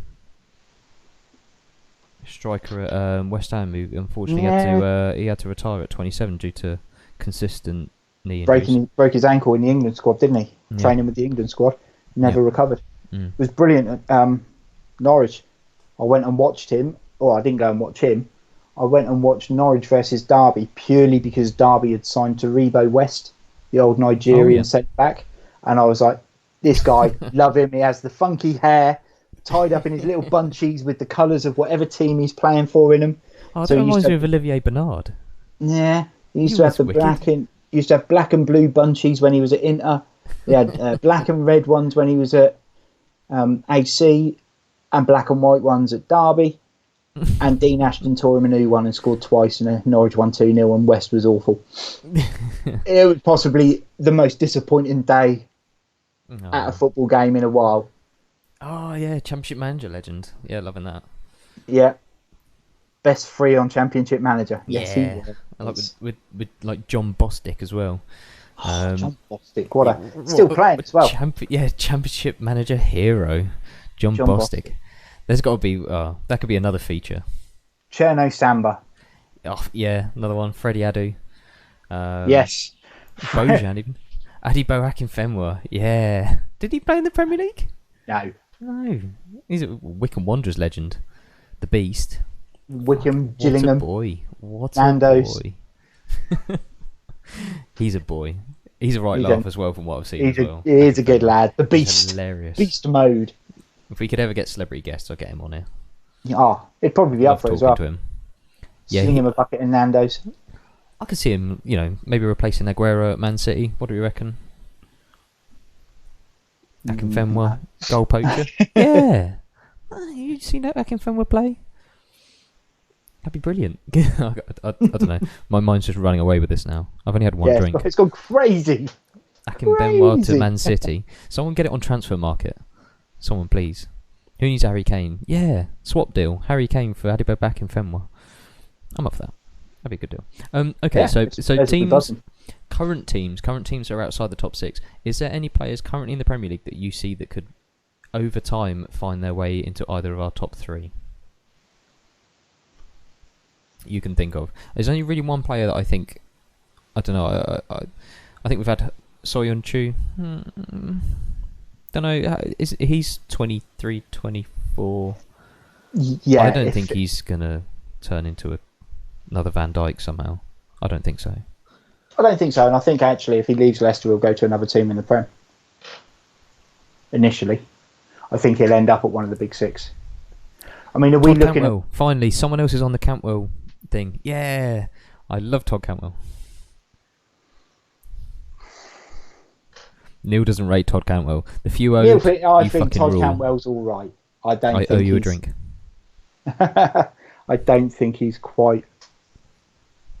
Yeah, but that's because you just rather like Jack Grealish, Neil. It's part of being an Aston Villa fan. It's because he's a better player. Is he? Come on now. Yeah. Bring on the Reading. Yeah, unfortunately, Reading aren't in the Prem, so I can see lots of players at Reading never playing for a Big Six team. I think half of our players, maybe, even the players at Reading, that are young have already hit their peak and have been at the bigger clubs. Do you know we should really? I think we should turn this debate on its head at some point and say the worst 3 players to play for the top 6. Well, we could play for the top 6 clubs. I think the hardest part of that would be narrowing that down to 3. That's what I mean. But how many notable mentions have you had for this? Quite a few. And you go on about the one-season wonders. Ever. Yeah, exactly. And we could go on forever about who's the worst 3. There you go. Phil Neville's already won. Played for a time. Yeah. Luke Chadwick. I mean, that's the problem. I mean, you've got to have it where they've been and played for a period of time. Because Chadwick only played like 10 games for Man U, didn't he? Okay, I was just throwing the idea out there. I haven't made up the rules yet. I like the idea. It needs some work. Well, you didn't sound like it when I suggested it. Now I'm thinking about it. I like the idea. You're just reeling on the Todd Cantwell comment. Come on, be honest. Yeah, I am. Yeah, Grealish. So when you said a minute ago, players in the Premier League currently. Yes, okay, yeah. Back to serious. Cantwell will get a top 4 team move at some point. That's from Coop. Yeah, but Coop, will Grealish get one? Come on. I think Maddison will too. I think all 3 of them will end up in a top 6 team. Maddison doesn't need to leave. He's already at a top 6 team. Currently. Yeah. But like you said, Newcastle were a top 6 team and they were included in our debate. How the times have changed. Yeah, no, I know, yeah. Because funny enough, I mean, going back to Leicester, I mean, what about Ricardo Pereira? I know you're a big fan of his. Yeah, no, I think Pereira's quality. I could see him going to a top 6 side. Who though? The problem you've got at the moment is we've looked at the big Man City. 6. They're on about moving on Cancelo as well, aren't they? Yeah. And Walker's not exactly getting. Well, I mean, I was going to say he's got COVID, so I mean he's on his way out. So, I mean, I could see Pereira going there. Roy Carroll. Sorry. It's tickled me that. It's just going to be a Man United list. Yeah, that's exactly. Roy Carroll. Jemba. Cleberson. Machiada. Yeah, Forlan. Veron. See, that's Carl. Yeah. I mean, these guys actually aren't the worst players, are they? They just did not perform here. Bebe. Yeah, Bebe. Yeah, that's it. Oh. Who? What honestly, a pile of crap. I reckon Bebe must have been like the John Barnes story. What, John Barnes and Luther Blissett? They signed the wrong player. Yeah, AC Milan. They came in to buy John Barnes and accidentally picked up Luther Blissett. I could see that happening because, they're all racist, aren't they, in Italy, back in the day. They're not great now, but back in the day, they were very racist. I always thought it was quite interesting when they said they made the same mistake with John Aldridge and Ian Rush at Liverpool when Juve done it. Yeah, really? Tried to claim the same thing. John Aldridge and Ian Rush. The only thing that was the same was they both had dark hair and a tash. But based on that, everyone had dark hair and a tash at that point in time. They could have signed my old man. If he's listening, then he's going to be gutted. Yeah, he didn't get the phone call. Andy Carroll. He also didn't. He didn't really push on with a tash. I don't think. No. Oh, that's a shame. Maybe he didn't want to go to Juve and he got rid of it. Yes, I'm a mad Italian on the phone. Shave the tash. Who's the tash? Wow, Troy, I think you've opened up a bit of a can of worms there, mentioning Kanchelski. signing for Liverpool. Yeah. Charlie Adam, Andy Carroll. I don't think Glenn Johnson was exactly a clever signing either. Christ, I thought Martin Skirtle was a liability. Looked like a fucking worm with legs. If you go back to the early 90s of Liverpool, it's just a hideous car crash of signings. Christian Poulsen. Yeah, oh man. Hideous car crash of signings. Ryan Babel was a shocking signing, I thought. Ravlan Cavan. Yeah, Clavan. Play centre back. Yeah. He wasn't bad though. I mean, like, given he was never brought with any promise. He was always going to be a backup centre back. He wasn't that bad. I didn't think. I'm gonna give him some ounce of credit. But with that Loris Karius, you sound about the same stuff. Yeah, Clavan was diabolical. but I mean, they were never signing in thinking, oh, he's going to be a class centre back. I think it was just they grabbed what they could. Yeah, Estonian. They signed him from Genoa or Calgary, one or the other. One of those teams. Italian like teams. Arsenal signing Igor Stepanov, wasn't it? Oh God, William Gallas. Well, Gallas was quality. He was dubious. But he'd had his best days. Yeah. I mean, any centre-back who rocks up to your club and demands a number 10 shirt, you know you're going to have an issue. I don't know. Any centre-back that signs for Arsenal is going to have an issue, I think. Yeah, it's the quickest way to downgrade your career as a centre-back, isn't it? Go play for Arsenal. Yeah. Sorry, Keith. Have a great reputation and then get there and just watch it fall apart. Yeah, Mustafi was at the time, was he one of the best centre-backs in Spain, wasn't he? Yeah. When he was playing for... regular German international with Valencia, wasn't he? It was Valencia, yeah. I nearly said Sevilla, but it was Valencia. Regular German centre-back. Just, man, what's happened? What has happened to him? See, a few owed mentions Charlie Adam. Charlie Adam wasn't hideous for Liverpool. No, he done okay at Blackpool and he was okay. He done well at Blackpool, Stoke, but I think his legs were starting to go when he went to Liverpool, and that was part of the issue, wasn't it? Because he was a goal-scoring centre midfielder at Blackpool, and his legs were starting to go, and obviously he couldn't replicate that. He's done all right at Reading, to be fair, this season on loan. Not on loan, Reading own him. But he's done all right at Reading over the last year, just filling in here and there. Yeah. Just hasn't got the legs anymore. No, he hasn't. No, I mean, as I say, in at Blackpool, I mean, they did go down, didn't they? But I mean, he nearly kept them up single-handedly. Yeah, well, when his forward line was DJ Campbell and Gary Taylor-Fletcher. Yeah. There was a lot of pressure on Charlie Adam to pick up goals. I was going to say, he made Taylor-Fletcher look good, to be fair. I mean, if that's any compliment to Charlie Adam. Yeah. Okay. Just for shits and giggles, I decided I would Google Liverpool signings in 2000. And I've led on to an article by Planet Football ranking Liverpool's 27 weirdest signings of the Premier League era. Yep, that would be brilliant. 92, 93, 93, 94 will have some hideous ones, because I'm pretty sure Graham Souness was in charge around then. And he had a habit... Abel Xavier was... Xavier. Oh, God, yeah, the guy with the big bleach head. Yeah, just looked like a fucking walking microphone. Crazy boy. Crazy man. Yeah. But yeah, Souness had a habit.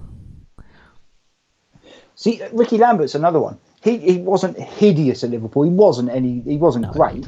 But they signed him based on him being quite good at Southampton. And they only paid it wasn't a massive amount of money for him, was it, really? In terms of what was being spent at that point in time. I mean, he was definitely no Andy Carroll. No, definitely not. But yeah, Souness had a habit of signing players who played well against Rangers in Scotland when he was manager there. So they played well for St Mirren in a crap league, and you suddenly thought they were gonna cut it in the Prem. Yeah, I'm sure they signed a guy called Istan Kozma. I was just about to say, yeah. Yes, transfer dealings in the early 1990s were different to those who we see now, but it's rare that anyone described as a 27-year-old Dunfermline midfielder will be a Premier League hit. Some signs can be put down to bad luck when they don't go to plan. This was not one of those signings. Is that the guy I just said? Yep. That's their description of him. Pulled his name out of the bag there, didn't I? Very good. I think he played one game for Liverpool, maybe two, and he was signed on the basis that he played well against Rangers in Scotland. Yep. Graham Souness, man. That's why he just talks on Sky Sports now. He's not allowed to be near a football club. I mean, yeah, he's really had to calm down his act. Yeah, that alongside the Ali Dyer thing at Southampton. What a clown. What a clown. Yeah, I know. Oh, that's hilarious, that is. That is hilarious. That's one of the best things ever. And then he recently tried to vindicate himself for that. Have you heard about it? Yeah, there's an article somewhere. I'm not going to pull it up, but he basically said he was recommended him by someone. George Weah. It was George Weah. Yeah, sorry. Yeah. But it wasn't. It was the guy phoning up saying he was George Weah. Oh, okay, right. Yeah, he reckoned he was recommended to him. Decides to get him in on a trial, and literally within 5 minutes, it's like, yeah, he's never going to cut it. But then they had such a threadbare squad, they kept him, and apparently injuries come up, and Letitia turned around in training on Friday, or sorry, he is saying he had trouble with his knee or an ankle. Yeah. Tried to play on the Saturday and had to come off after 20 minutes. That's how he ended up on the pitch, because they had no other strikers. But that's just... The argument against that straight away is he came on, and after 15 minutes he got taken off. Week. Yeah, what the fuck are you doing? If he's that bad, just get rid of him. But he was taken off again for someone else to come on. Yeah. So how bad was the guy who came on for him that he didn't come on in the first place? Exactly. If you've got a guy who you think is awful, you don't then go, go on, son, Premier League game, have a run out, son. Go on, have a go. And then turn around to the other guy and say, I reckon he's got something about him. No, he hasn't. Yeah, no. What were you thinking? Freaking idiot.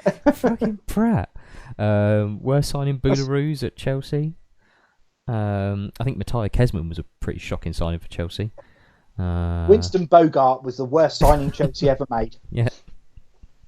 40 grand a week when that was extortionate money. And who? Yeah. After a season, they wanted to sell him, and he said, I ain't going. No one's going to pay me 40 grand a week. And they said, well, you can sit and write in the reserves. And he went, all right, then. Fair enough. Happy days. And did not play a competitive game for 2 years, and then went on a free transfer to PSV. What a ridiculous signing. And what a ridiculous thing to do. I know, but I mean, it's hilarious. Give him away for free, wouldn't you? It's hilarious. It's fucking hilarious. TT Kamara? Oh... Titi Kamara scored a few decent goals for Liverpool, though. He did look like he didn't have a Scooby. He looked like a black Uncle Fester. But he was fantastic. He did bang in a couple of decent goals for him. And we've got to bear in mind, when Titi Kamara went to Liverpool were pretty shit. Yeah, to be fair. You know, he was on par with what was already there. Is that around about the time they had Florence Cinema Pongal? It was. It was also when I liked him. I thought he was good. I think Anthony Letalak and Cinema Pongal. Yeah. And they also signed Andre Voronin. Oh yeah, yeah. Who looked a bit more like Shawn Michaels with a ponytail and used to just run around a pitch like a headless chicken. We've got this great Ukrainian striker. Really? Shevchenko? No. Rebrov? No, the other one. All right. That sounds like Robinho signing for Manchester City. Oh, Voronin, yeah. When Robinho he signed for Man City and apparently they told him you're signing for Manchester. He was like, oh yeah, Manchester, yeah, great, Manchester. And thinking it was Manchester United, it wasn't Man City. Yeah. Turns up at the airport and he's holding a blue shirt, thinking, I don't really know. I thought they played in red. Yeah. This is the away kit, yeah? I thought Voronin wasn't a bad striker, but I can't look at him the same. Not in the Prem. No, you said he looked like Shawn Michaels. Shawn Michaels with a ponytail, mate. In the Prem, he was awful, mate. I think he scored 5 or 6 goals all season. Played every week. Awful. Juve. Yeah, but he was a gobshite though. Funny enough, Craig Bellamy popped up on that list. I didn't think Bellamy was that bad at Liverpool, was he? No. I thought he was all right. Yeah, I thought he was all right. And the best thing about it was when apparently he beat the living shit out of John Arnorisa with a golf club. then scored 3 days later in the Champions League and then celebrated by doing like a golf swing. I thought fucking classic. I like the shout for El Hadj Diouf only because that just shows how bad the transfer policy at Liverpool was at the time. Yeah, they had Anelka on loan. Yeah, and I can't remember where he was on loan from, but they wanted 12 million for him. And Liverpool said, in the summer, El Hadj Diouf had played for Senegal, and Liverpool went, do you know what? Yeah, he had a good tournament, right. I think. We're not going to sign Anelka. We're going to sign El Hadji Diouf. Yeah. And then watched him every other week gob at his own fans, try and fight Steven Gerrard, and then bugger off to Bolton. That was one of Allardyce's not so great picks. Fucking hell. Yeah, he made 20 appearances at Liverpool, scoring 4 goals. Who's that? Nicky Anelka. Anelka, who was on loan from Paris Saint-Germain. Yeah, so there you go. Went to PSG. Damn, that man has travelled around. Yes. I didn't realise he was at Juventus for 2 games. Oh shit, I completely forgot about that. That was right at the end, wasn't it? That was right at the end, yeah. That was before he ended up at West Bromwich Albion. I didn't realise he'd gone to West Brom. No, yeah, he did. And he made 12 appearances, scoring 2 goals. Apparently. Was this after Chelsea? This is. He was at Chelsea from 2008 to 2012. He then went to Shanghai Sensua. That's where I remember him being. Yeah, he was there for a year, or 1 season, shall I say? Didn't he become like assistant or coach or something like that? Yeah. Oh no, that might have been later on. Might have been later on because he went to Juventus and played 2 games on loan in 2013. Then ended up at West Brom for 2013-2014 season. Wasn't that the Laquanel? Where he got caught, he was doing a funny symbol, and then he got done with all those racism charges. Anti-Semitism. I think that might have been then. I think it might have been. Okay. One moment. Let's see if it mentions. It must have been harsh if he only scored 2 goals and he got caught doing that on one of them. Yeah, he did. Yeah, he did. Yeah, he got banned for 5 matches, fining him £80,000 and ordered to complete an educational course. Which I assume was advanced hand signals. Advanced sign language. Yeah. How to make a birdie.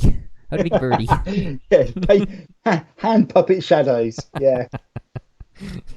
Oh, any Nicholas. signing from Roy Hodgson's era at Liverpool? No, he signed. Was it Maxi Rodriguez? He wasn't that bad. Oh no, Maxi Rodriguez done well. Yeah. He was about the only one. Because I remember the picture of the 5 players. Hodgson sat on the in the stadium, and the 5 players all around him, and it was Maxi Rodriguez, Christian Poulsen, Joe Cole.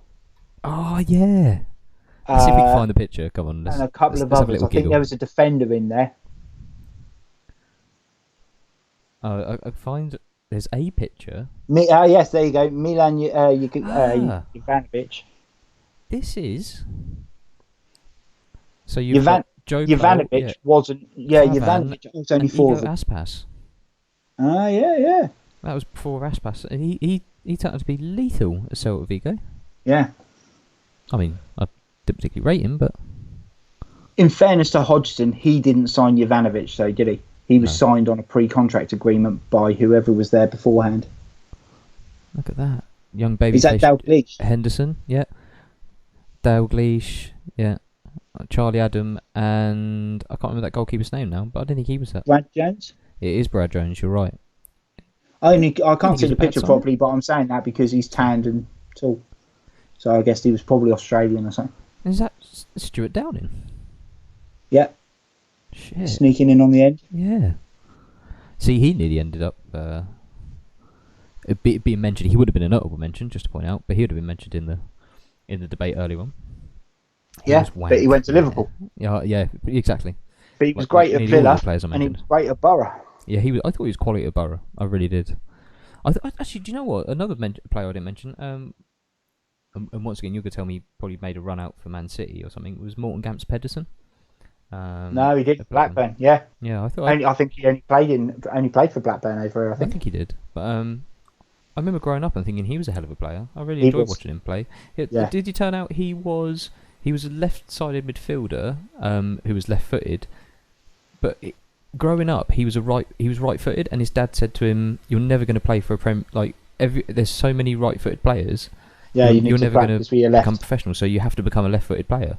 Yeah, something like that. Yeah. Yeah, which I thought was always quite an interesting story. Yeah, no pressure, Dad. Yeah, thanks. yeah, you fucking try it. Yeah, and Gamps Pedersen was. Yeah, I rated him. I thought he was quality. Him on one side and David Bentley on the other before he got fat and weird. And that's when they had, who was it? Who's two guy? Tud Guy and who? David Dunn in centre midfield. Yes. I mean, he had one or two absolute worldy seasons. David Dunn. He looked like a fucking tank. And then he went to Birmingham, and it all fell apart. And he basically got filmed doing that Rabona in a game, didn't he? Where he missed it, kicked himself, and fell over. That was brilliant. What a hero! He said, "What are you doing?" On the snap reel of any build up to like a gas video or something like that, it's always him kicking himself and falling over. Yeah, it's always on a Christmas DVD somewhere, isn't it? How about Gabriel Overton at Manchester United? Oh no! I mean, Overton was that bad. Even Newcastle signed him. Yeah, he had a hell of a career there then. Because he was Bordeaux and he looked really good over there, much like a lot of French players look really good, and then they come over here and fail miserably. Bob. Yeah, I mean, normally coming straight from France. There's been a few of them. Oh, he looked like worldies over there, and then come over here and just do nothing. I mean, there's a few that have made it, isn't there? There's a few, yeah. There's a few, but I'm thinking the guy who played centre forward for PSG and then went to Newcastle a couple of years ago. Can't even remember his name, but he was awful. Who didn't Arsenal sign someone before they signed Olivier Giroud? They signed a striker who had been banging them in the French league. Didn't quite make it, I think. I can't remember now. Don't recall. Keith, you're up. Yeah, I seem to recall they signed someone, and then when they signed Giroud, they was like, oh, he's going to be another so and so. Marouane Chamakh. Chamakh, yes, yeah. Well, he failed miserably over here, didn't he? He didn't score any goals really at Arsenal. He didn't really get any when he went to West Ham. No, and then I think he had one or two, 7 out of 10s for Crystal Palace, and that was it. Yeah, no, it's Palace he went to, wasn't it? He didn't go to West Ham. He did go to West Ham, I think. Did he? He did. Oh, I think he ended up. He went to West Ham. He only had a handful of games, and then he ended up at thingy. Yeah. Okay. But you're right. There have been a few players. One that we didn't give a notable mention to, actually, who was very good and never played for a top team over here because he left and went back and then came back again. Mm-hmm. As I think was really good was Yohan Cabaye. Yeah. Yeah, he was mustard when he was at Newcastle. Was fantastic. When he went to Palace, was pretty good still, even though you could tell the legs were going a little bit. He looked good alongside. I mean, Milivojevic is another one you could probably mention. Yeah, he's still playing, which then kind of puts you off a bit. Is Cabaye still playing? I think Cabaye's retired now, hasn't he? He maybe recently. Yeah. Because did he? No, he didn't go to PSG in the end, did he? Yeah. He went to PSG after Newcastle, and then went to Palace after that. Then went to Palace. That was it. Yeah. Kiko Makeda. Oh God. Just they keep coming, don't they? Yeah, I said Makeda earlier, didn't I? Yeah. He was awful. Oh. Absolutely awful. Shite. Well, I think this is something we can talk about then. Definitely. Worst 3 players to have played for a top 6 side. And also one season wonders as well is something we need to think about. The one season wonders, yeah, I like that one. I've already started to pull a few of those bad boys out. Maybe I don't know. Maybe that's a Monday chat. It gives me the weekend to have a good little look then. Yeah. We can pull on some stats then. So we'll round it off. Huge thank you to everyone in the chat. It's been an awesome amount of suggestions that have come through, and you've made some really compelling little ideas in there. If anyone's watching on the Facebook, can you just very quickly let me know if it's come through okay? Just so I know, because tonight was the very first time we've done a Facebook Live, and I'm running it from my Streamlabs into Facebook, so I just want to make sure whether it's coming through okay. So if there's absolutely anyone watching the Facebook, can you please just bang a message up very quickly, just so I know. Apparently Mo Salah is a 1 season wonder. Could you not say he's a 2 season wonder? I joke. He done it at Roma, to be fair. Yeah, and that's part of our thing for the 1 season wonders. We're trying to do it where people haven't played well elsewhere. They've suddenly appeared, been brilliant, and then vanished again. So he was good at Roma. He's been good for 2 seasons. So, if they have a good season somewhere, they then play and they have in the top flight here in the Prem, and they have a good season, and then they vanish, mm-hmm. then that's the one season wonder. But overall, no. And just to let you know, Sean, the guy I was trying to think of that was at Newcastle, that was French a couple of years ago, that was rubbish, but scored loads of goals in France. Rubbish? I don't remember him. Yeah, it's not far off. I think it's pronounced rubbish. Rubbish. Was Emmanuel Riviere. Emmanuel Riviere, yeah. Yeah. I didn't. He looked a bit like Bertrand Traore, but just fat. Yeah, a little bit. He was that bad that he's only just turned 30. He signed for Newcastle when he was 24. He'd scored a decent number of goals for. He'd had a half decent season for Toulouse and a half decent season for Jimmy Traore. Oh, that's not even a one season wonder. That's just worst player ever, isn't it? Oh, mate. Troy, when we do the worst 3 in the top 6, you need to join us for that show because you're throwing out some fucking bangers. He's now playing in the second division in Italy. He can't even get a game. Jimmy Traore, did you just before we finished? Did you ever hear the song that the Liverpool fans used to sing to him? So it was after he scored that own goal where it was easier to kick it off the line, and he kind of kicked himself, kicked the ball against his knee, ankle, and then it rolled over. And the Liverpool let's fans. Just remind ourselves. I'm going to find it. Let's do that, and then I'll sing along to the. We're going to have a sing-song. Finally, we get to hear Neil sing. I love it. No, it's a football chant sing-song. Oh, it's been filmed with a potato. Oh, it's just a worldy touch. It's a worldy touch. Jimmy Traore, he just can't control his feet. The Liverpool fans used to love it. Do you know what would have been even better is when he tries to kick the ball away. He turns it and then back heels it in. Yeah. But then it's like someone's blown the whistle at the end of training when you're just through on goal. Yeah. Oh, skills, mate. It's a class finish. What a... Look at this, he's not even looking. Oh my God, what a dick. But so the only thing that would have made that better is if he went to kick the ball afterwards and missed it. Kick the post. Oh dear. Sounds like everything's coming through okay on the Facebook, so we're going to do that from now onwards. So if it's easier for people to watch on Facebook instead of Twitch, then please do. It's harder for me to see the comments, though. That's the only thing. But I'm going to work on it. It still comes up as a multi-stream, but it's easier to respond to the Twitch. The Fewode, thanks for joining us tonight. Thank you for the follow. Thank you so much for getting involved. It makes a massive difference to me and Neil when guys keep putting stuff up in the chat. So please come back for more shows. We will be doing this every Monday and every Thursday at 7:30. Anything from you, Neil? Have you got anything you'd like to say before we sign off? No, I'm good. Good one. As expected. Yeah, you just want to get to the fridge and get another drink. Let's be honest. I'm running dry, mate. Me too. I need to go. I've got a mini fridge up here. I need to get it plugged in at some point soon. So shout. Just to keep me going. The dangerous thing is though, it's my office as well, isn't it? So if I have the mini fridge plugged in at my office, home working, yeah. But if I've got a mini fridge there, I'll just have to try and find. Do it. Non-alcoholic stuff to put in there, or a non-see-through glass. Something like that. Cheers, Troy. Yeah, thanks, Troy. You're a legend. Thanks so much for getting involved tonight. Huge thank you from us both. We will be back again on Monday. If you haven't already, like the Facebook, because we're going to try and put up what we're going to talk about on the Facebook, so you've got some ammunition before you join in on the chat. So if you guys want to do your homework like we do, then we'll try and put it up on the Facebook so you guys can look into it too. So you can say that we're both lying out of our arseholes when we come up with random comments. So, and on that note, we'll catch up with you guys again on Monday. Thank you so much. Cheers, guys. Have a good weekend.